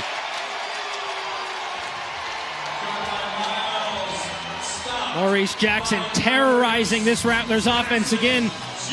We mentioned what he did in the first half of the season in Arizona, and right there on a little pass to the left side, immediately gets into pursuit and wraps his man down as Miles has nowhere to go. And given where they are on the field, Dawson Evans' struggles so far, it's the offense that stays on the field for Arizona on 4th down. Arizona 7th in the league, 54% this year on 4th downs. Nighthawks in their final regular season game limited Tucson to 0 for 3 on their 4th downs. Flag down at the snap, and they'll blow it dead. False start before a 4th and 8. False start. Offense number 94. 5-yard penalty. It's 4th down. Now you can hear Lamar Mady, the former Oakland Raider, who played 3 seasons on the Raiders roster in the mid-2010s. He thought there was early movement. Reed Brotherton disagrees, and it is now 4th and forever here for Arizona. Offense will stay out on the field, though, and as we take a look at that offensive line, quick little jump there. Mady, the left guard, of course, lining up against Maurice Jackson. That's a tall task there. You certainly want to get out of your stance as quickly as you can. Jumped a bit early. And as you said, Ben, 4th and forever coming up here for the Rattlers. After Arizona just picked off Jerome Johnson, Nighthawks try to return the favor on 4th down. Sneed, deep ball, knocked away! Could have been 6 the other way had Hampton brought it in, but regardless, the Nighthawks get a turnover on downs. And the IFL's co-interception leader had his eyes on another one. The defense showing out to start the second half, and head coach Mike Davis is all smiles as we step aside. Vegas 28, Arizona 20 in the 3rd.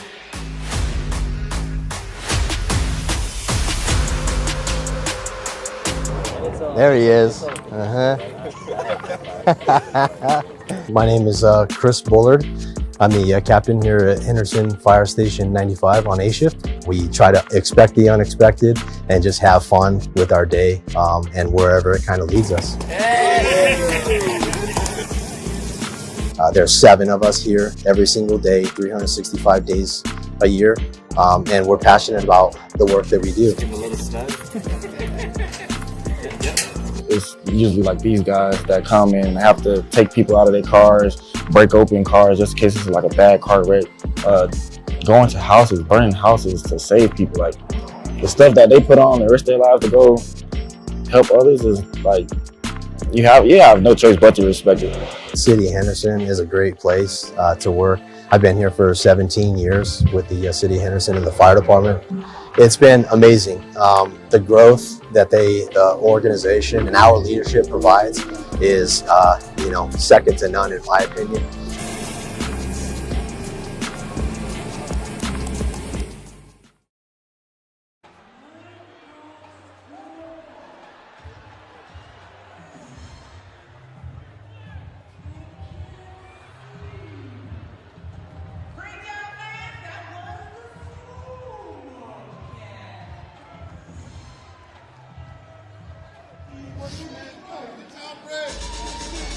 Well, welcome back. The Nighthawks up 28-20 over Arizona in the 3rd, and we've talked about it all year long, how young this group of DBs are. Honestly, this whole defensive unit, but I caught up with the veteran of the defense, Gabe McCoy, and he told me that this is probably the best DB group he has ever played with in his life, including college, and it's just great to see these guys come in, learn how to play together, learn how to play fast, and learn how to play physical, and you're seeing it pay off right now.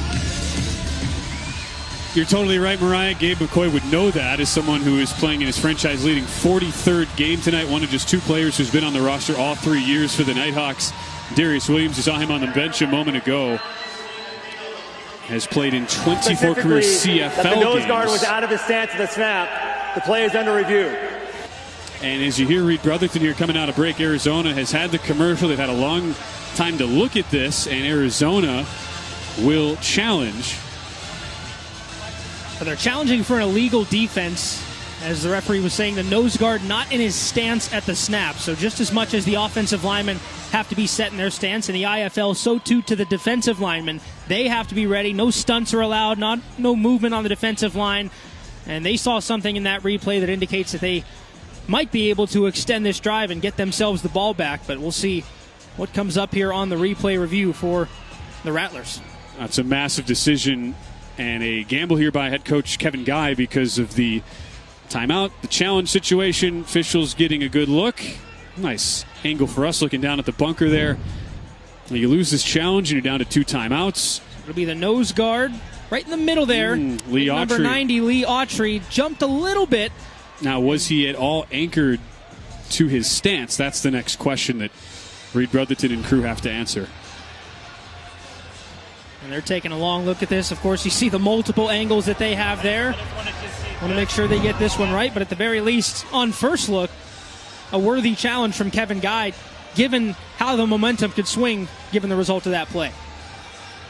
Yeah, obvious movement by Lee Autry, but his hand did stay anchored to the turf, even despite the flinch, yet so often you see those that do get called on illegal defense in real time. Again, right in the middle of the defensive line, number 90, Lee Autry, right over the center. And was there enough movement there for an illegal defense? And again, the great thing about the IFL, anything is challengeable. And they had a long look at it, so doing everything they can to put themselves in the best position here. You see a look from the end zone. And a tough call for the referees here, and of course, a massive After review, the ruling in the field is confirmed. Number 99's hand was down at the snap. It's a turnover on downs.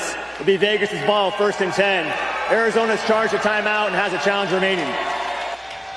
And Reed Brotherton explaining the crucial element of that. You can flinch with your body, but it's all about that anchor hand staying connected to the turf. And Lee Autry was close, but he just barely kept his fingertip down there. Another huge ad this year on the defensive side. Lee Autry, who has been a CFL vet, played in a Grey Cup with the Hamilton Tiger Cats a couple years ago. And the gamble backfires there for Kevin Guy. Arizona down to 2 timeouts. Still 1 challenge remaining for the Rattlers. As Jerome Johnson and the Nighthawks take over, a slip by blitzing linebacker Connor Taylor allows Johnson to take off. Solid run as a late flag comes down behind the play.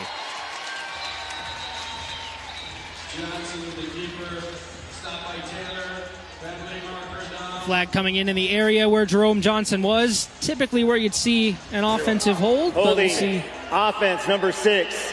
10-yard penalty from the spot of the foul. Repeat first down. And not a block or a attempt there to block that Antonio Wimbush really had to make. Johnson was well down the field already, and I think Connor Taylor was blitzing and just completely lost his footing there. Injury timeout. Taylor has to exit. That is a huge storyline for Arizona. They're already down 2 other linebackers. Trey Farrell came in, was brilliant in his 5 games, led the team with 9.5 tackle for loss, one of the best linebackers in the league. He went on season-ending IR July 15th. They bring in Cecil Cherry for his second stint. He immediately gets hurt and goes on IR. Now Taylor is hurt, and it looks like Devontae Merriweather, former IFL Defensive Player of the Year, will now man the linebacker spot. Johnson gives to Wimbush. Flushed outside of the boundary and forced into the wall. Really nice pursuit by Omari Alexander.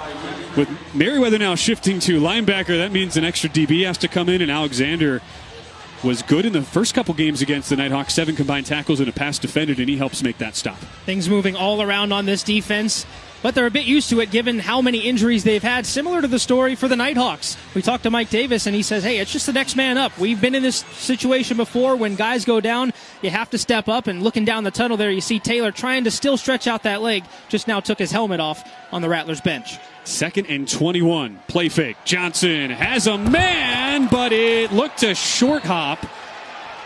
And now, no, the officials are saying catch. for Quentin Randolph. Looked like Randolph had to dig that off the turf. And the Nighthawks hurrying here to ensure there's no challenge. They want to get this next play off quickly. Kevin Guy, he's asking for confirmation from his bench. He's yet to throw the challenge flag. They are screaming over it, and that happened right in front of the bench, and now the challenge comes. But that's the thing. This is the final challenge now for Arizona on what looked to be in real time just a miss by the officials. The field of a catch. The play is under review. Upon first look, I think to both of us up here, it did look like it was incomplete. And this is a route that Johnson's thrown many times this game to Randolph. And you see it looks like the ball does just hit the turf there as Randolph goes to secure it. And, of course, right in front of the Rattlers bench, they have perhaps the best look of anyone in the arena at it. And you take a closer look there, and it does indeed look like that ball hits the turf. So this one should be coming back. But again, to your point, a challenge that you don't want to have to make if you're Kevin Guy, but you're almost forced to because of the miss.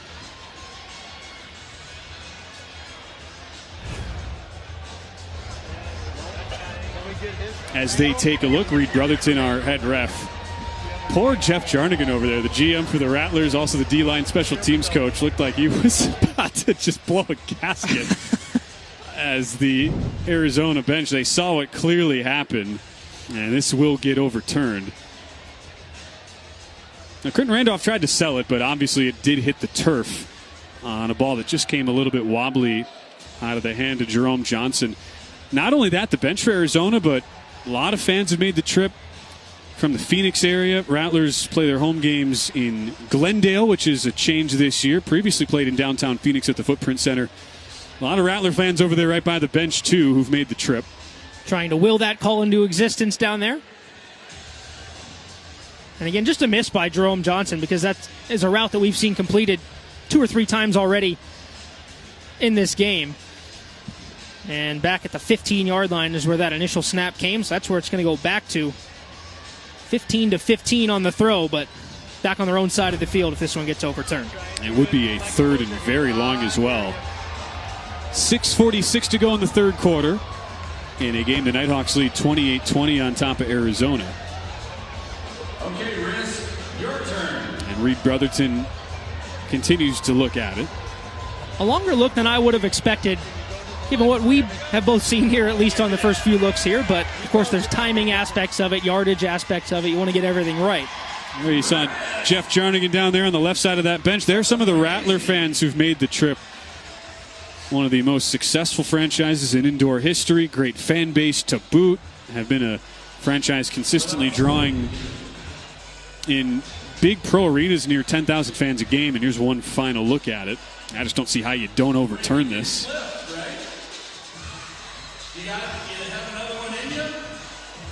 If you're the Nighthawks, you do have the initial call going in your favor, so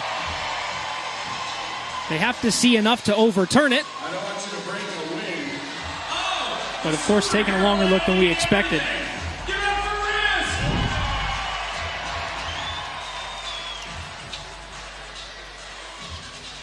But for this Nighthawks offense, you look at the spot that they're in.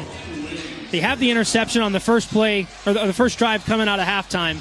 Your defense gets you a key stop. Now you're essentially resetting. After review, the ball hit the ground. Again. It's an incomplete pass. The ball will be returned to the previous spot, where it'll be third down. Arizona charged a timeout, and it's out of challenges. That last sentence, though, by Reed Brotherton, that is what made the previous challenge decision so impactful for Kevin Guy, because similar rules to the NFL, you only get an additional challenge if you win your first 2. So Arizona's out of challenges. You had to challenge that one. It was obvious. It's a huge play in the game. You forced Vegas into a 3rd and 21, but that's the biggest consequence here. Arizona, no challenges, and that's sort of the tough break of it. I mean, it was just a miss by the officials. Now, Arizona, by losing a previous challenge, out for the rest of the game. 3rd and 21. Blitz comes. Johnson goes for it all. Jump ball is picked again. Jermaine Dobbs for the 2nd straight possession, but there is a flag down back near the line of scrimmage. And I believe this is going to be illegal defense. Illegal defense. Arizona number 8 was not stationary at the snap. 5-yard penalty to the previous spot. Repeat, third down. All over it, Justin, and it was Quentin Randolph the intended target. While that was happening, Devontae Merriweather a little too anxious leaving his linebacker spot. Remember, he just moved into that linebacker spot a couple plays ago. That's some of the little details that you might not be used to dealing with at that position. You're thrusting a new guy in who's typically a defensive back there. You see the blitzer right in the middle of your screen there, coming right through the gut. And, of course, you have to be 5 yards behind the line of scrimmage. And then once the ball is snapped, you can go as a blitzer. Jerome Johnson taking it essentially as a shot play there, seeing if he could get a 50-50 ball to Randolph. Wipe out the pick, still 3rd and long. Johnson has Randolph. After all of that, the Nighthawks pick up the first down. What a sequence. They essentially go back to the same play that we spent a lot of time looking at on the review. Quentin Randolph going out to the left, right in front of the Rattlers bench. This time Johnson makes the accurate throw. Randolph hauls it in. And again, for this Nighthawks offense, they've found themselves in some difficult positions on long 3rd downs, but they continue to connect and continue to string together longer drives and looking to add on to their 8-point lead here in the 3rd quarter. Quentin Randolph, such a big factor tonight. He's won everywhere he's played. College at D2 West Florida, IFL for Northern Arizona. Here it's Wimbush with a seam. Wimbush to pay dirt. Touchdown.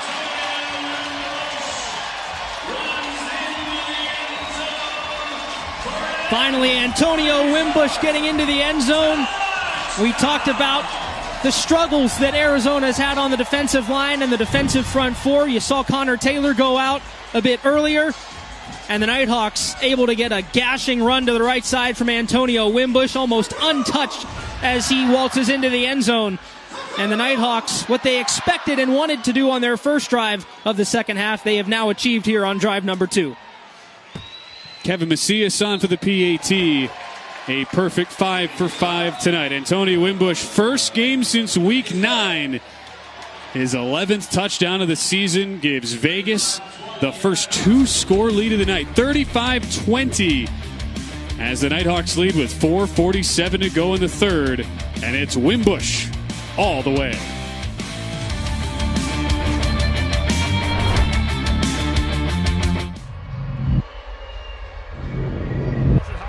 Dishes down low. McRobin scores!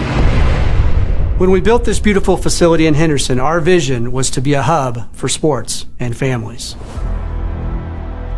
A place for bonds to be forged and memories to be made. It is now fitting that it will carry the name of a family that has meant so much to Southern Nevada. Mr. Lee, his son Kenny, and the Lee family built their business right here in Southern Nevada and were friends of the Vegas Golden Knights from day one. They built it the right way, family-focused, with headquarters in Henderson, not far from the building that will stand as a tribute to them. It is with great pride and appreciation for the two of them and the Lee family that we introduce the Lee's Family Forum right here in Henderson, Nevada.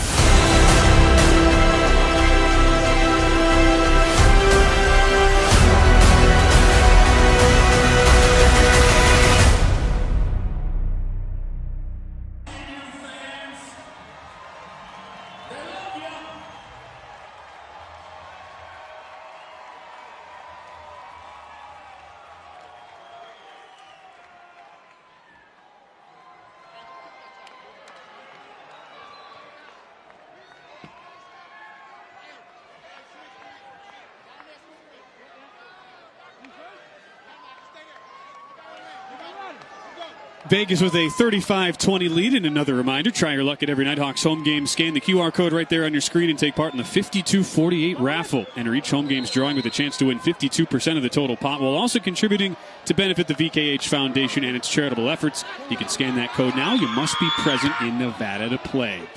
Kevin Macias, the end-over-end kick. Glenn Gibbons has returned one to the house already. Nice spin move to create some space. Glenn Gibbons, one of the better all-around returner wide receiver athletes in the IFL, brings it out to the 20-yard line.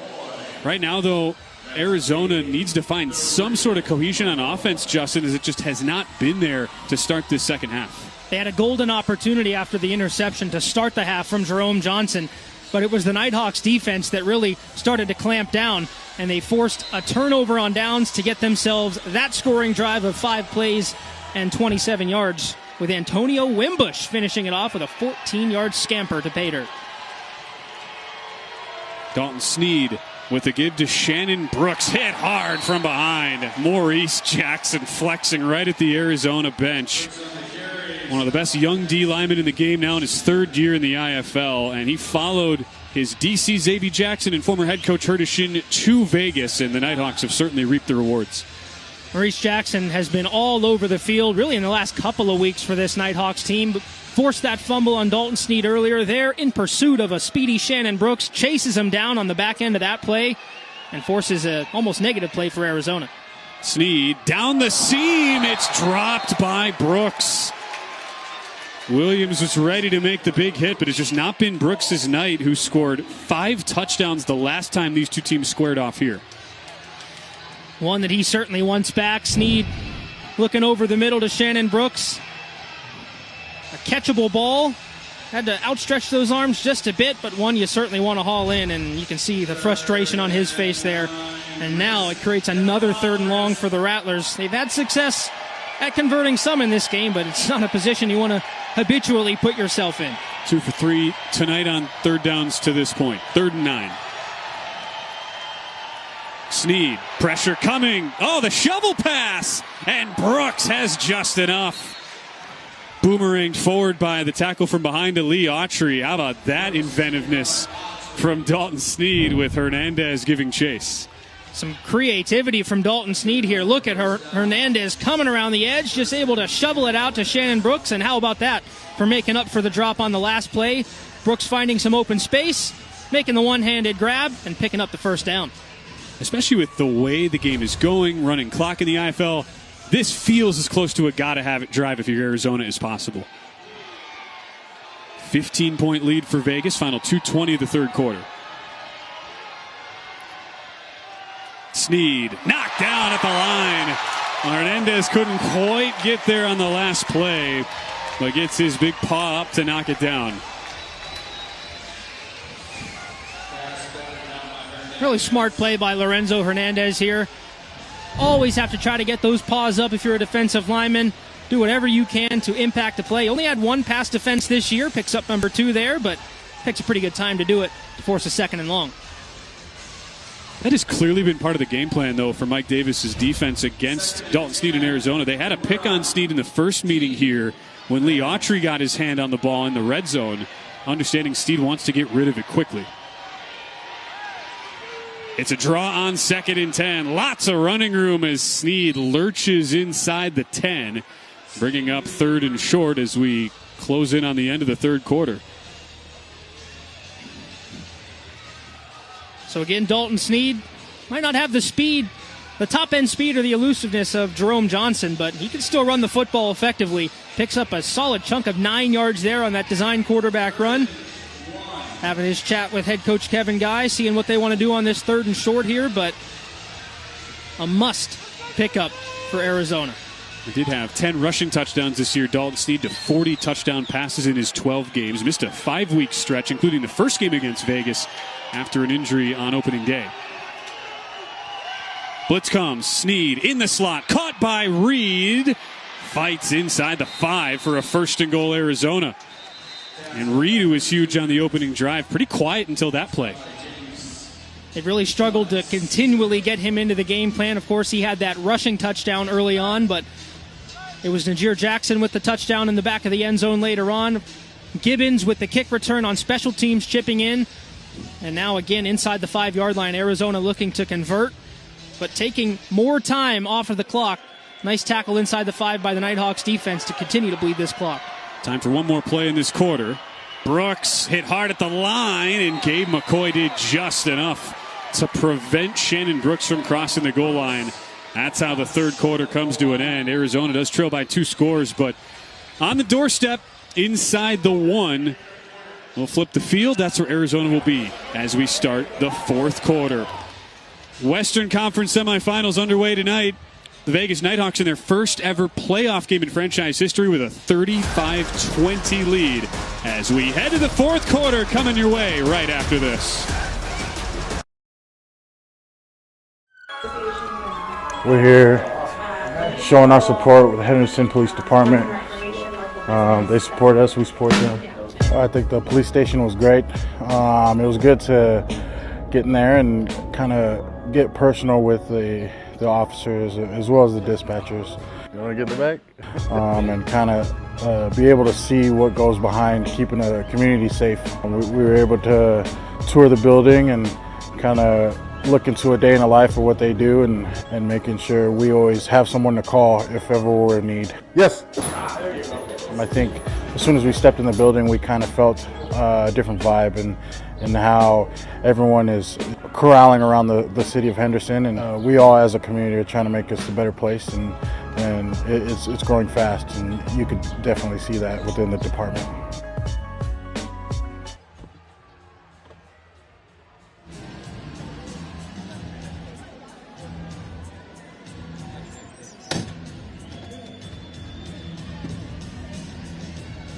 Welcome back. The Vegas Nighthawks up 35-20 at the end of the third quarter, and I have here with me Antonio Wimbush.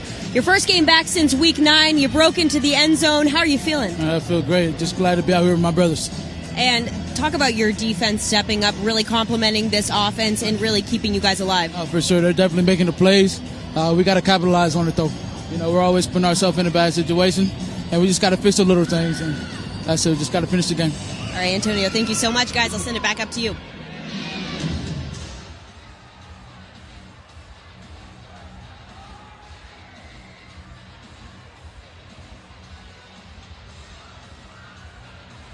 Welcome back. The Vegas Nighthawks up 35-20 at the end of the third quarter, and I have here with me Antonio Wimbush.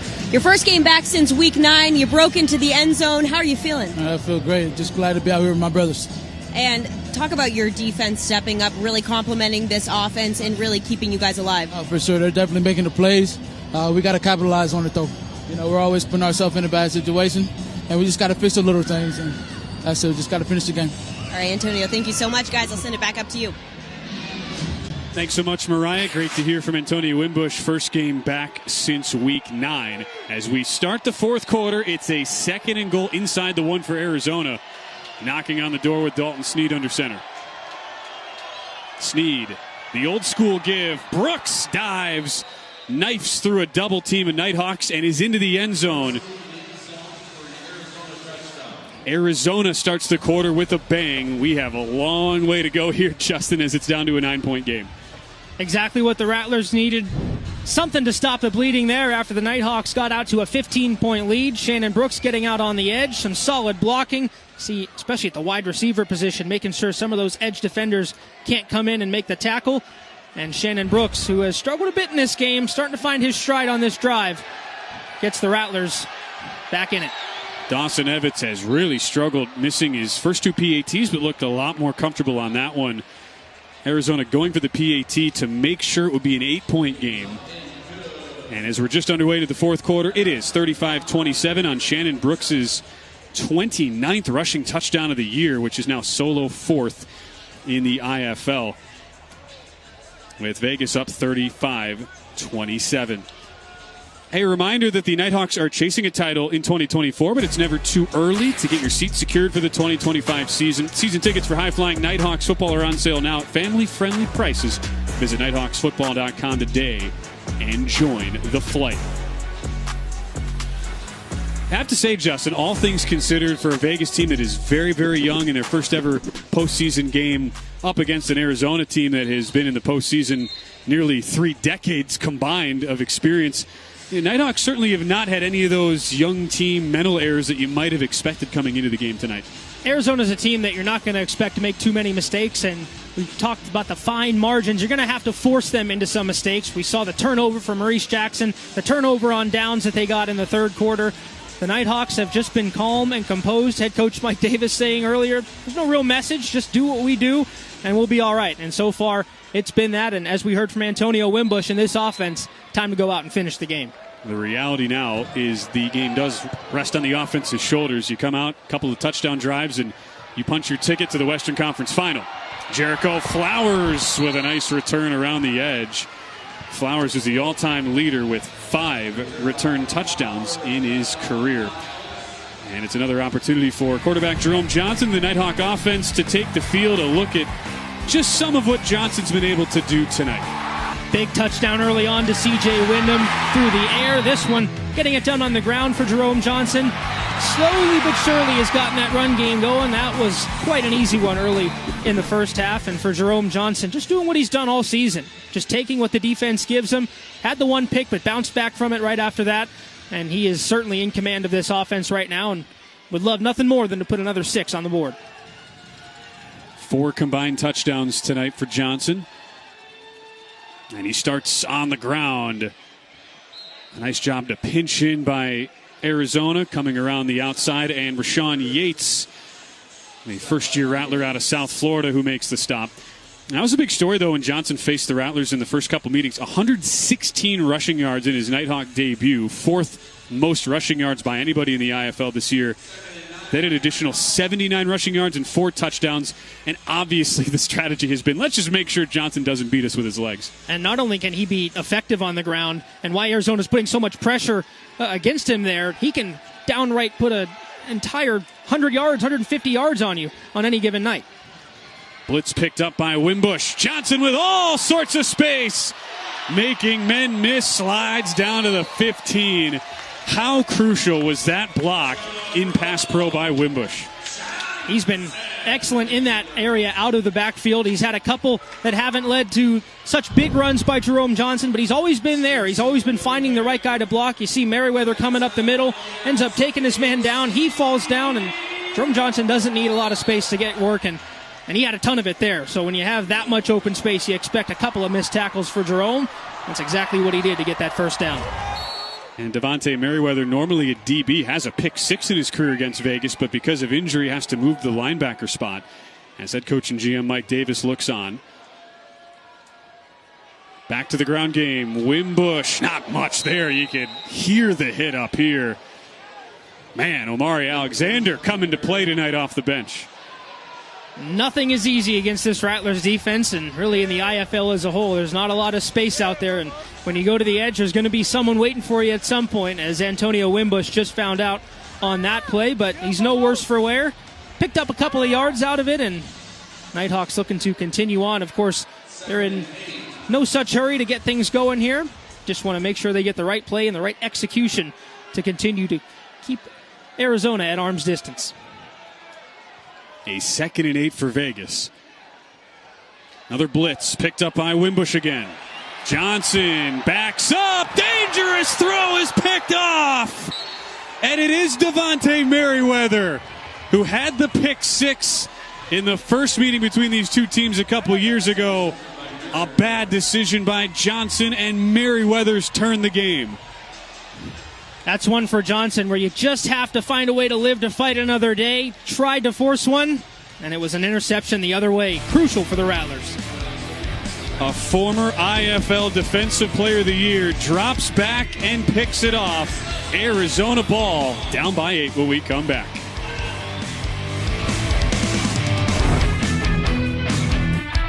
We're with the Henderson Silverbacks, tackle football team 13U. We absolutely love coming to the Nighthawks game. It was a no-brainer for us. We've been here one other time before, and the kids absolutely had a blast. We have a whole new team this season, and there is nothing more I wanted to do for them than take them to a Nighthawks game, and it's been such a blessed experience. Everything always works out smoothly, and they're so wonderful with the community, and they're so into making sure they give back to the youth, which means so much to us as leaders of this football team. The High Five Tunnel experience is awesome. Hey, when you're getting ready for a game, ain't nothing about getting hype, and to have these young guys out here on the field with the players, hey, it just totally goes with the game. It's a hype type situation. I'm sure the players enjoy it as well as the kids on the team. So. Oh yeah. The kids are always pumped, and they're excited about the whole environment that you guys provide. Nighthawks are awesome.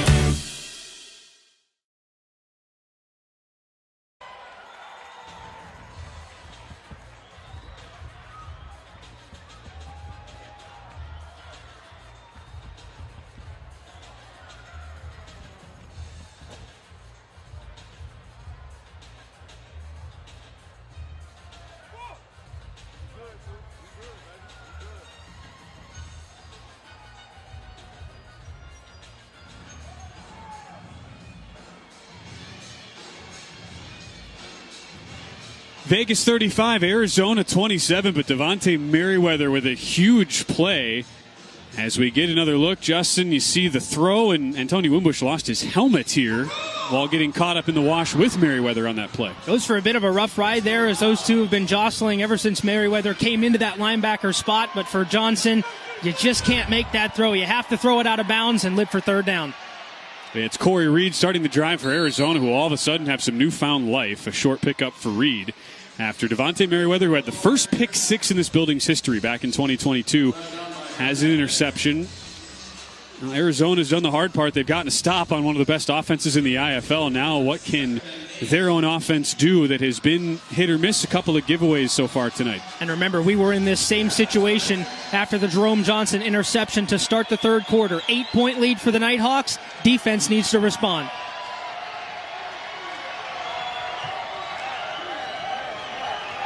Sneed, a bullet to Jamal Miles, has quickly developed this year into one of Sneed's favorite targets. Miles leads the team. That is now over 60 catches this year for Miles.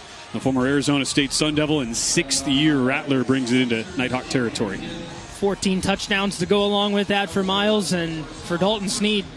And this offense just trying to find any way to get back even that they can. They've been chasing this game for the majority of it. And as we've mentioned, the Nighthawks were the ones with the timely turnovers in the first two meetings. The Rattlers now have been on the more beneficial side of that. They have to find a way to take advantage offensively. Sneed on the draw. Good blocking from Brooks, the running back. And look at Dalton Sneed.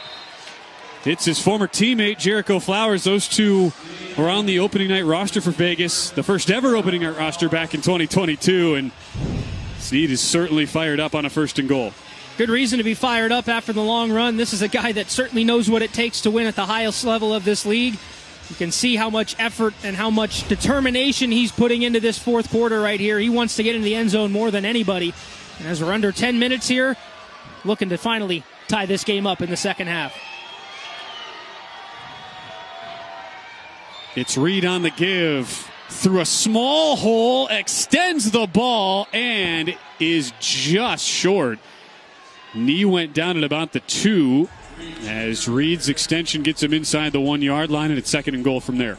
I like that look for Reed, though, because that's exactly on the same play that he scored on in the first half, just flipped around to the other side. They get him going in motion, they get him out to the edge, and just let him search for something out there. And you see the outstretched left arm, not quite making it to the goal line as the knee comes down, but they're inside the 1 yard line right now on a second and goal, and you have to think another run is in the cards. It's been a frustrating sequence for Nighthawk head coach Mike Davis. Under center for Sneed. The give. Brooks hit at the line. Did not get in. Great push up front. And it's Gabe McCoy leading the charge, while rookie Bryce Hampton helped make that stop as well. And it's third and goal at the 1. You can tell this is playoff football. I mean, we've had so many goal-to-go situations inside the 2 yard line where it's been tough sledding in the middle. The intensity is there and nothing is coming easy. Every yard is being fought for. So important for Gabe McCoy on that last play too. When you're the first defender there and there's only a yard to go, you have to make it count some way. You have to make your impact felt, and he did just enough to force Brooks back inside where his help was.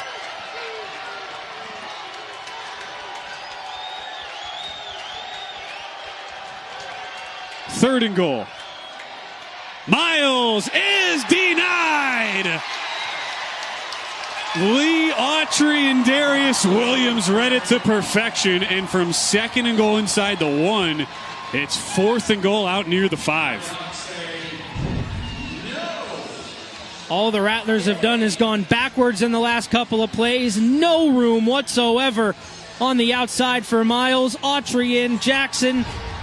Throw Darius Williams in the mix too, and for Kevin Guy, down by 8. No thought about this one, leaving the offense on the field as the crowd erupts here at Lee's Family Forum. Forward progress gets to the 2. What a moment on fourth and goal.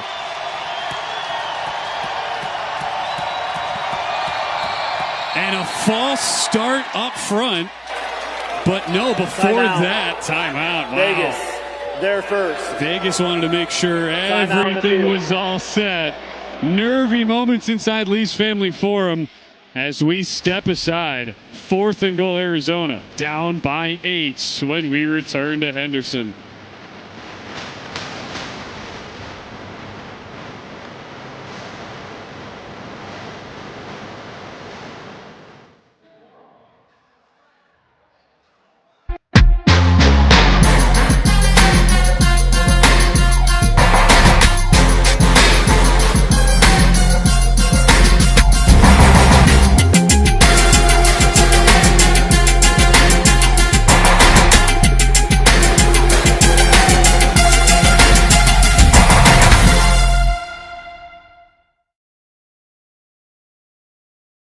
To Strike Force and the 6-0 Nighthawks on Heroes Night here in Henderson. It gets underway next. 8 straight touchdown drives out of the chute, and he gets a free play here. Former Nighthawk Byron Cooper jumped. Johnson the heave. Oh, what a catch! Quentin Randolph, touchdown! Shout out to our Henderson heroes that were out here tonight. Thank you so much for all you do.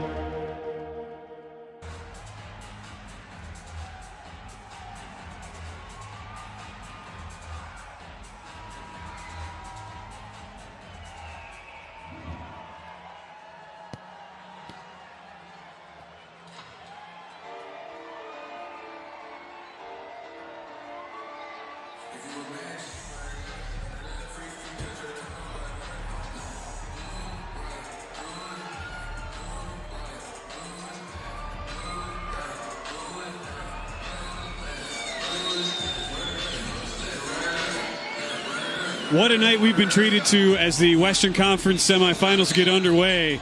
Packed house inside Lee's Family Forum with Vegas up 35-27 on Arizona. Biggest moment so far tonight. With a 4th and goal at the 2, 7:09 to go for the Rattlers. Perhaps the biggest play of the season for the Nighthawks. Sneed, the design run with blockers in front of him, gets into the end zone. Led by Lamar Mady, the left guard. It's Dalton Sneed who trucks his way forward, and now Arizona will go for 2 to try and tie the game. Put in the hands of the ball of the quarterback when you need it most. We saw the long run to get down here by Dalton Sneed and how hard he was pushing to pick up every yard. This time they waste no time going right to number 11, send him over to the left side of the formation, and he dives into the end zone to put another touchdown on the board for Arizona. But now you have to get this 2-point conversion if you want to tie things, and still clock ticking down, approaching 6 minutes here in the 4th quarter. For the tie, Sneed, the throwback, broken up by Caesar. What a play by the rookie. Vegas maintains its narrow margin with 6:10 to go. Love the play call by Kevin Guy. A little bit of misdirection. You have everyone going right.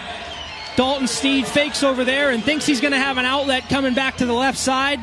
But another one of these young defensive backs for Vegas, James Caesar, who picked off Dalton Sneed the last time he came into this building with Miles the entire way and gets that left hand out, outstretches it, knocks the pass away. And Mike Davis extremely happy with the play of his defensive back there and his entire defensive unit making sure the Nighthawks hold on to the lead.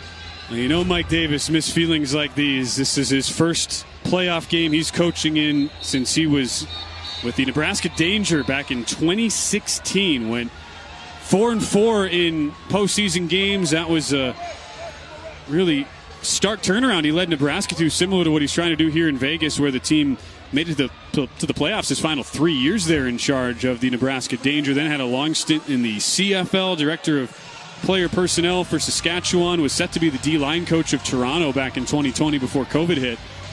And now in year 3 as the head coach and GM, leading the Vegas Nighthawks. They have the 2-point lead, but now it's about how will Jerome Johnson respond to throwing a poor interception on the last drive. Evitz with the line drive. This chases Flowers into the end zone. A good angled kick. Flagged down from behind the return as Flowers out across the 15. And you expect this one to be brought back.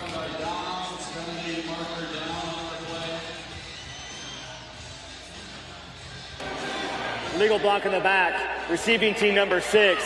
Half the distance to the goal from the spot of the foul. 1st and 10, Vegas.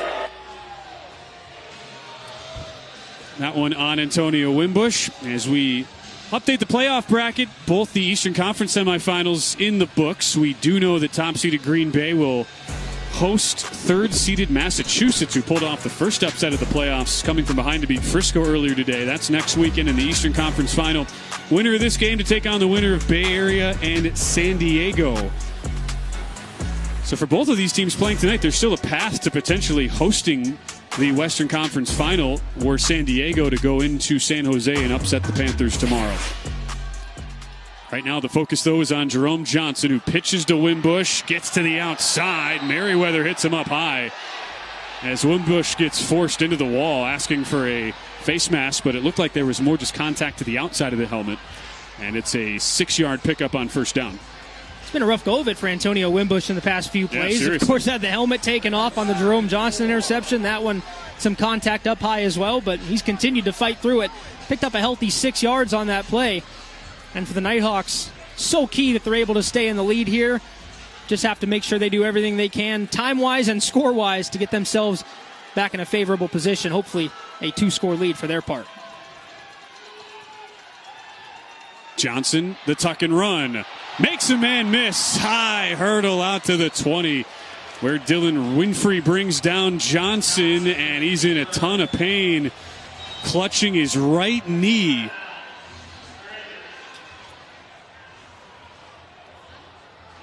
As he came down really hard on the turf, and the training staff is out to look at Johnson. Tried a little jump cut to get around that tackle, and as he was being brought down, that knee, to your point, slams down into the turf. Take another look here as he takes off, has a ton of room to work, doing what he does best, and just hard into the turf. Now walking off with the athletic trainer. Bit of a limp, goes right to the bench, and now that thrusts Jorge Reyna into the game. Johnson to the locker room. Reyna immediately popped onto the turf.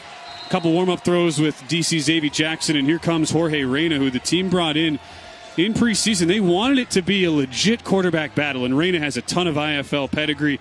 Actually played a bunch for Arizona last year when their star quarterback Drew Powell was injured, and was very, very good. 19 touchdowns to 5 picks in 7 games last year for Reyna, who has been really good when called upon this season. The read option, that ball came directly to Wimbush off a soft snap straight back there, and Wimbush on a bit of an awkward play is able to get a 4-yard gain out of it. Jerome Johnson, the hard tackle here as we take another look. Jumps up into the air, and that left leg is the one that goes down first, but it's the right knee that slams down. And for one play, we had Jorge Reyna into the game, but Jerome Johnson knows how much this means to this team. Right back out there. It seems to be good to go as we're under 4 minutes to play. Each team with 2 timeouts left.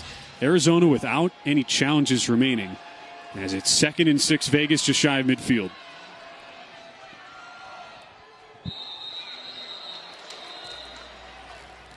Early movement before the snap. False start. Offense, number 55. 5-yard penalty. It's 2nd down. Anthony Wiggin in his 3rd straight start for the Nighthawks with the flinch, and it's 2nd and 11.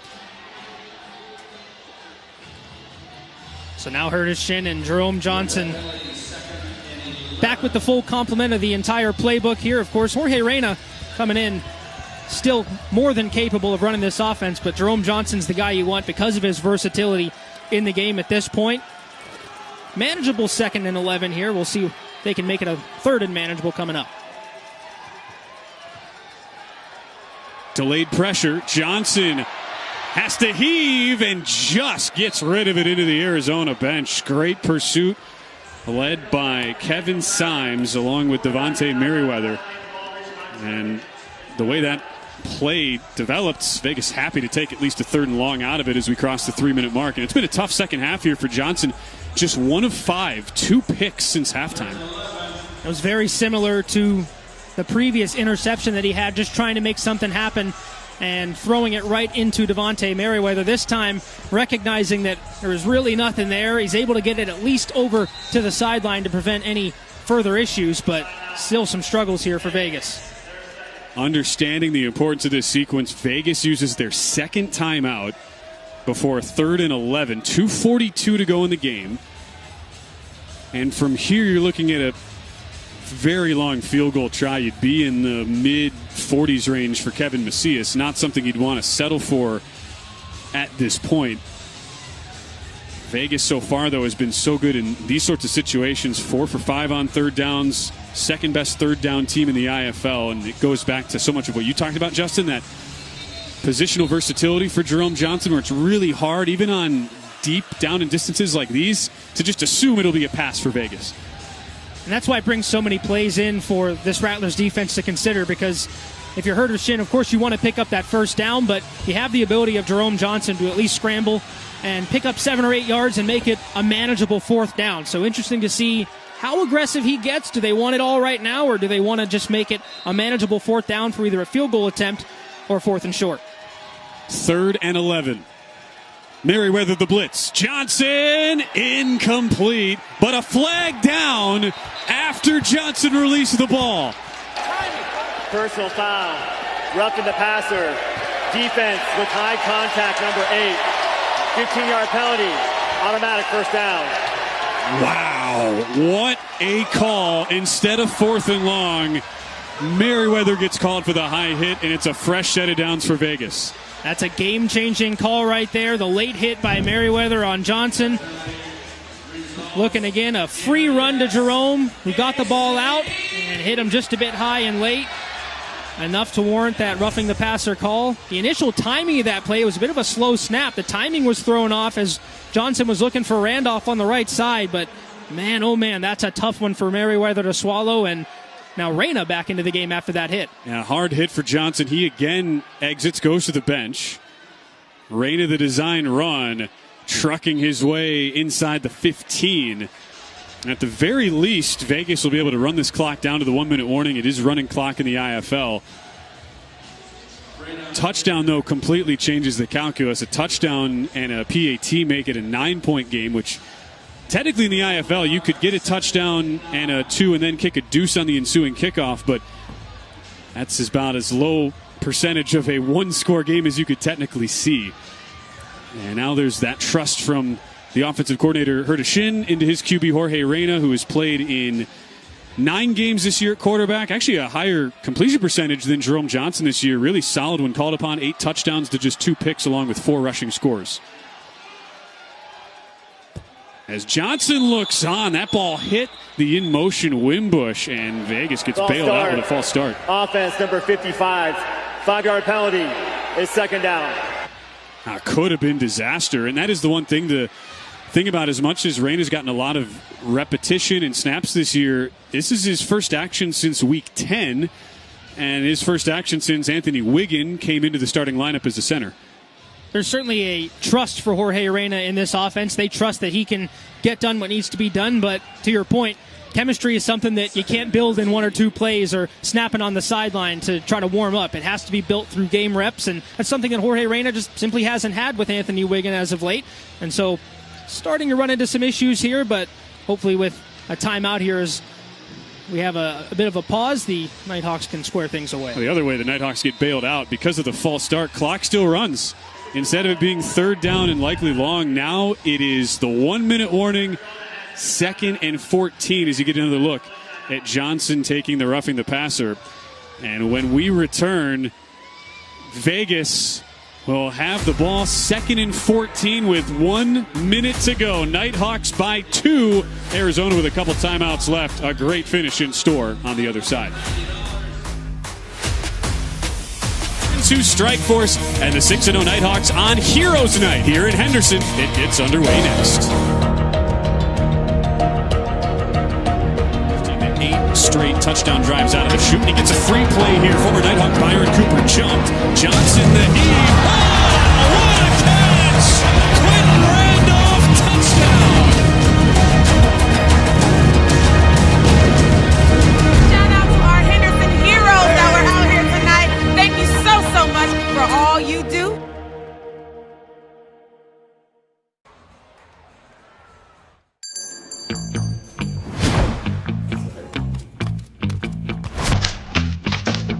Hi, welcome in. We'll get started for you today. Could I get the quick readable? Okay, no problem.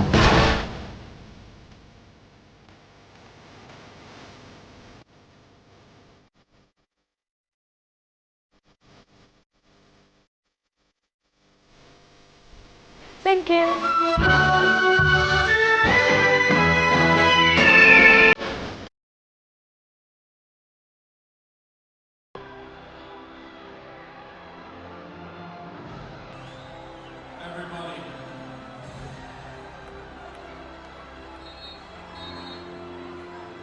What a beautiful sight.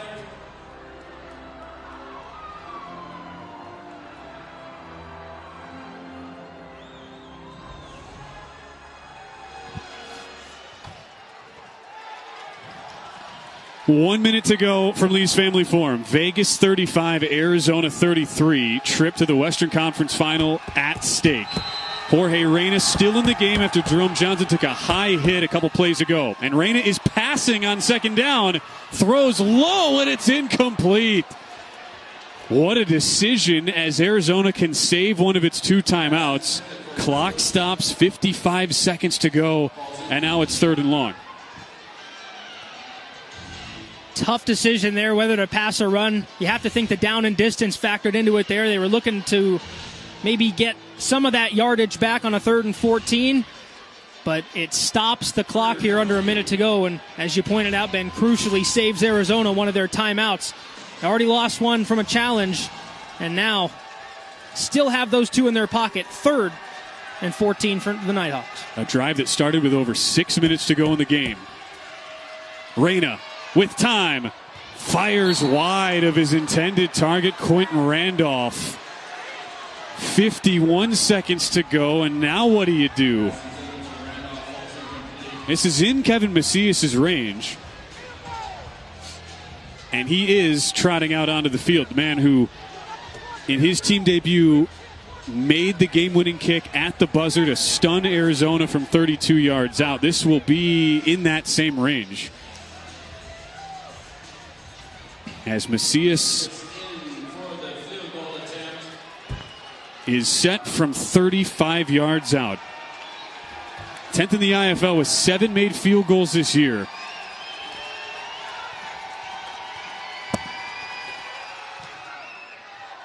Kick on the way. It is good.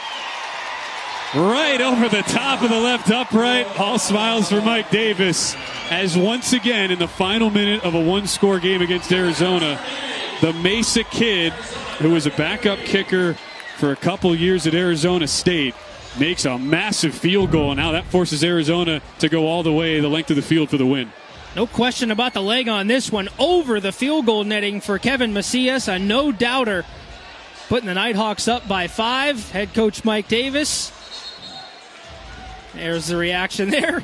Happy with his 5-point lead. Standing right next to the man who he released, Dalton Sneed. Those two go way back. Mike Davis brought in Sneed. He was his opening night starter, but liked what he had more in rookie Jalen Henderson back in that inaugural season. Sneed asked for his release, went to Sioux Falls, ultimately wins a title in Bay Area. Now they're squaring off in the playoffs tonight. 48 seconds to go.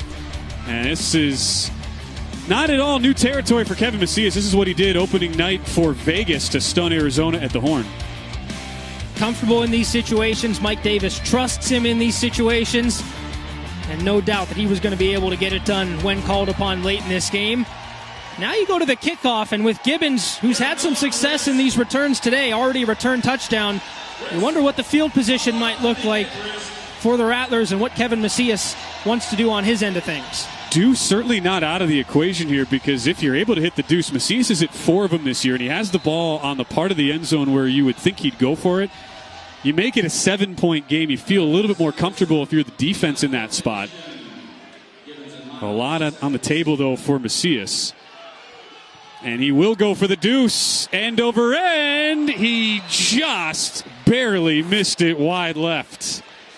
You have to go with that sort of slingshot motion around the very low-hanging Jumbotron at Lee's Family Forum. It made sense, Justin, to try to take the full touchdown lead. Macias just barely missed wide. And it made sense, too, because he's had 4 of them this year, right? It's something he's proven that he can do. And given the numbers game that we're starting to get into now, you have an opportunity for a 7-point lead. It's a risk you have to take. You know you're going to need to stop defensively at some point. They need to get in the end zone. And with the ball at the 20-yard line, the Nighthawks defense now has to step up one final time. Rattlers do still have everything available because of those 2 timeouts, though, so they can be a bit comfortable on this drive, but it's up to the Nighthawks to make them uncomfortable. A script writer's dream here. Dalton Sneed, the former UNLV and Nighthawk quarterback, against his old team, trying to lead his new team to victory in the final minute, and we get flags flying before the snap. Sneed got popped by Claude Davis, and now there's some pushing and shoving after the play. I don't know if Davis ever heard the snap or the whistle. 5-yard penalty. It's first down. But it is a false start, and that backs up Arizona. Direct product of the noise here at Lee's Family Forum. Adding a tick back onto the clock here.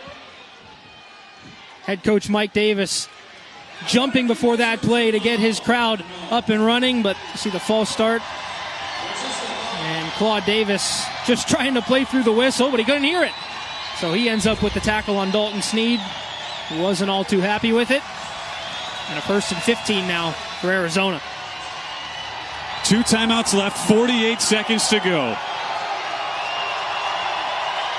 Playoff football at its best. Sneed hit from behind and goes down. Maurice Jackson does it again. Timeout, Arizona. Something about this matchup for Maurice Jackson. He loves wreaking havoc on this Arizona Rattlers offense.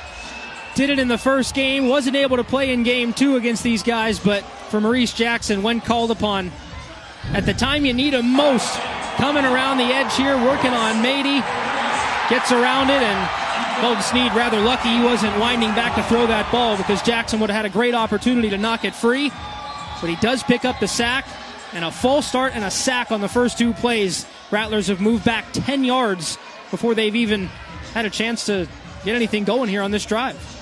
It's the healthiest Maurice Jackson has looked since opening day. When he got hurt late in the second quarter in Glendale, already had 2.5 sacks, 3.5 tackle for loss in his team debut. Has had a monster game tonight. And now Arizona has to go 40 yards in 44 seconds, down to 1 timeout. Fans back to their feet. 44 seconds left.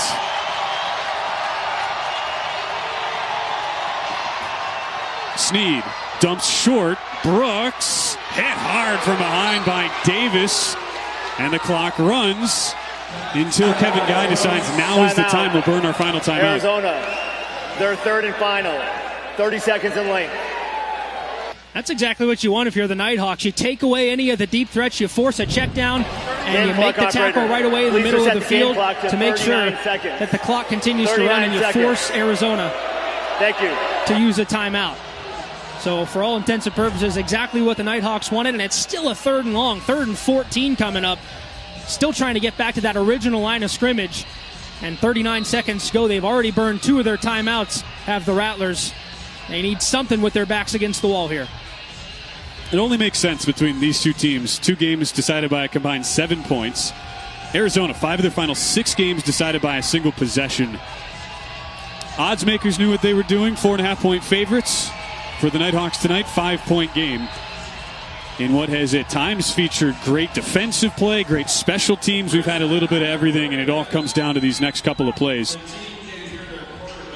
Arizona with 39 seconds left, with Vegas up by 5, 38-33. A stop means Vegas wins their first playoff game in franchise history. Mike Davis making sure his defense is set. Dalton Sneed is ready. And more early movement as Claude Davis came through the line. Nighthawks thought one of the offensive linemen flinched before that.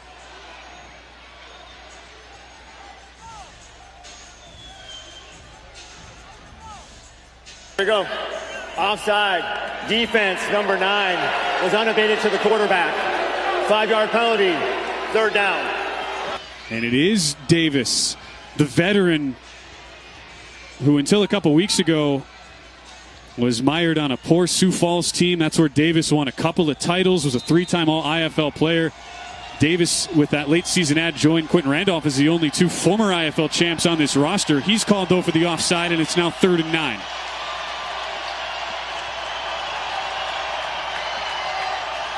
Sneed with time. It's caught. What a grab by Corey Reed. Just enough for the first down, despite everybody but one dropping back into coverage for Vegas. Renzo Hernandez dropping back there. Just couldn't get into that zone fast enough. Nice throw by Dalton Sneed under pressure.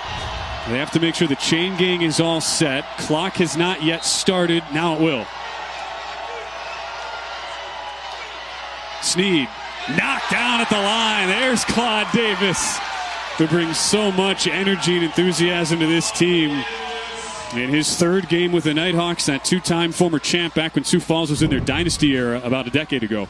A veteran presence that was well needed on this young defense. The instant interior pressure, gets that big paw up and knocks it down right away. It's been a theme throughout the night, and something the Nighthawks have certainly tried to do is get into those passing lanes, prevent Dalton Sneed from getting the ball down the field.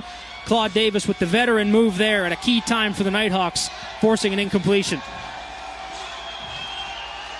27 seconds to go in a 5-point game.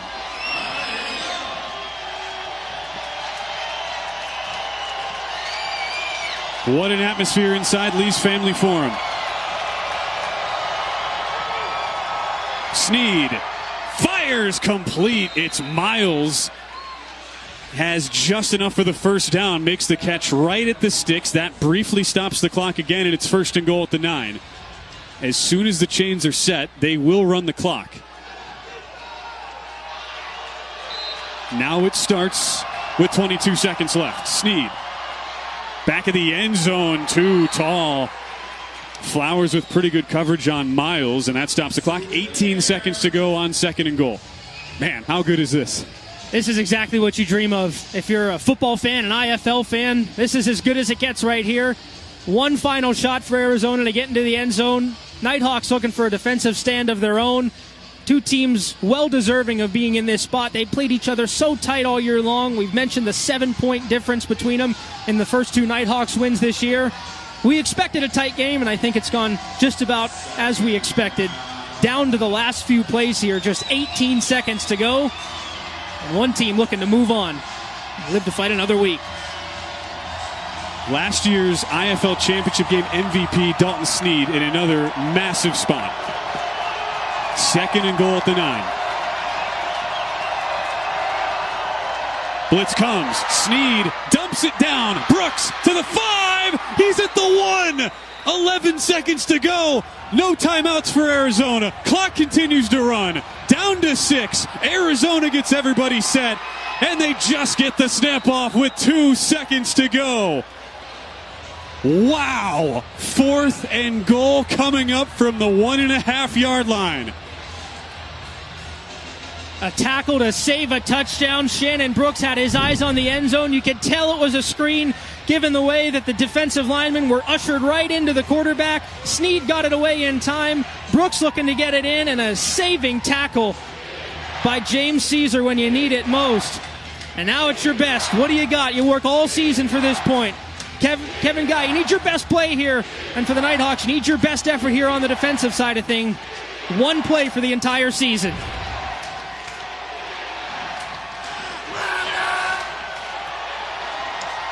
Mike Davis signaling timeout, and he will get the timeout right before the snap. Vegas. And the drama continues to build. 38-33 Vegas. Unless there's a penalty, this is the game. This is the game indeed. And again, for Mike Davis, you have that timeout in your pocket. You might as well use it. See how Arizona lines up. See if you can surmise anything from that. But now it's just going to be about execution all the way down here to the 2-yard line. Remember how this drive started for Arizona, going backwards with the false start, getting the sack, Maurice Jackson with the big play. They've just found ways to continue to drive down the field, And they put themselves in just about as good of a position as you can here. It's not often you get one play with two different teams' seasons on the line, and you have it here in the playoffs at Lee's Family Forum. Nighthawks looking for one final stop. Both teams out of timeouts. This is it. One team's season will end after this play.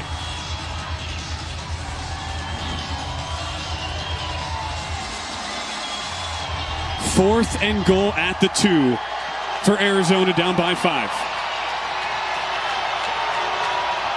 Sneed rolls out. Sneed dives. Touchdown! Rattlers win at the Horn. That is the end of the game. The same play that the Rattlers used on a key fourth down to get them in the end zone earlier in the fourth quarter is the one that wins them the game and saves their season. At the last time of asking, Dalton Sneed, they put the ball in his hands, they send him to the left side of the formation, and they let him get to the edge and dive into the end zone as the Nighthawks stunned here after having a 15-point lead in the second half. It's the Rattlers who come back and roar back to win this game on the road.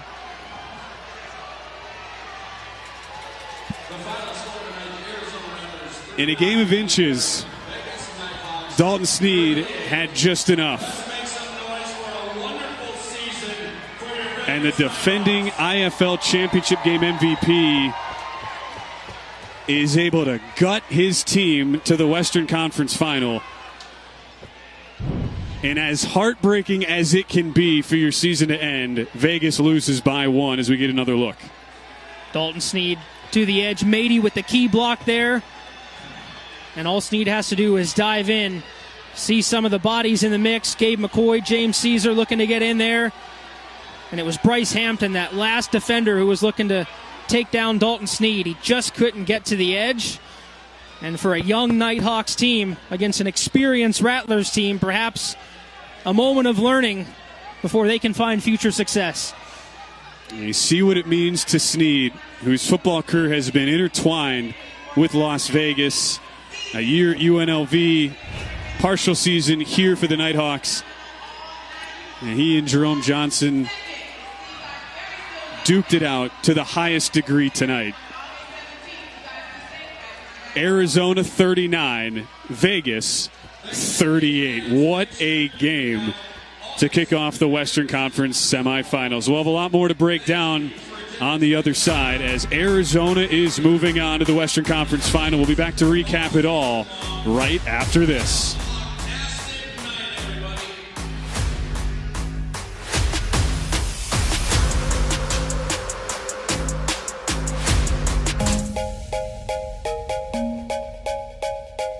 In preparation of Military Appreciation Night, the Vegas Nighthawks are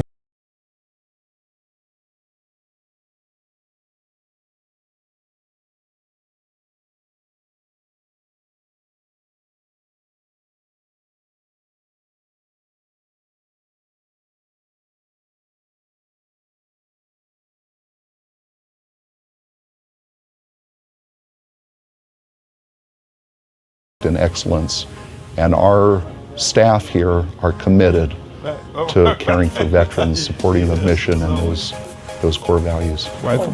There you go, sir. Yes. You gave us the ability to chase our dreams, playing football, and our appreciation runs deep.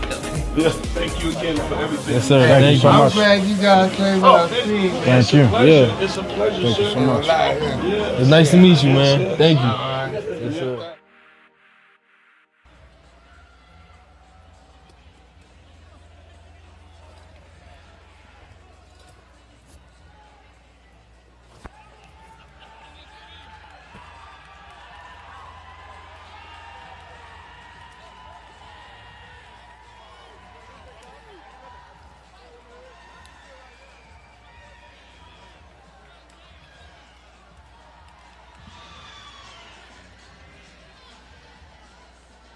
Back with our Clark Law Group play of the night. It can only be the play that determined a season as Dalton Sneed stuns the Nighthawks as time expires. Last play of the game when you need it most. You put the ball in the hands of your best player, Dalton Sneed.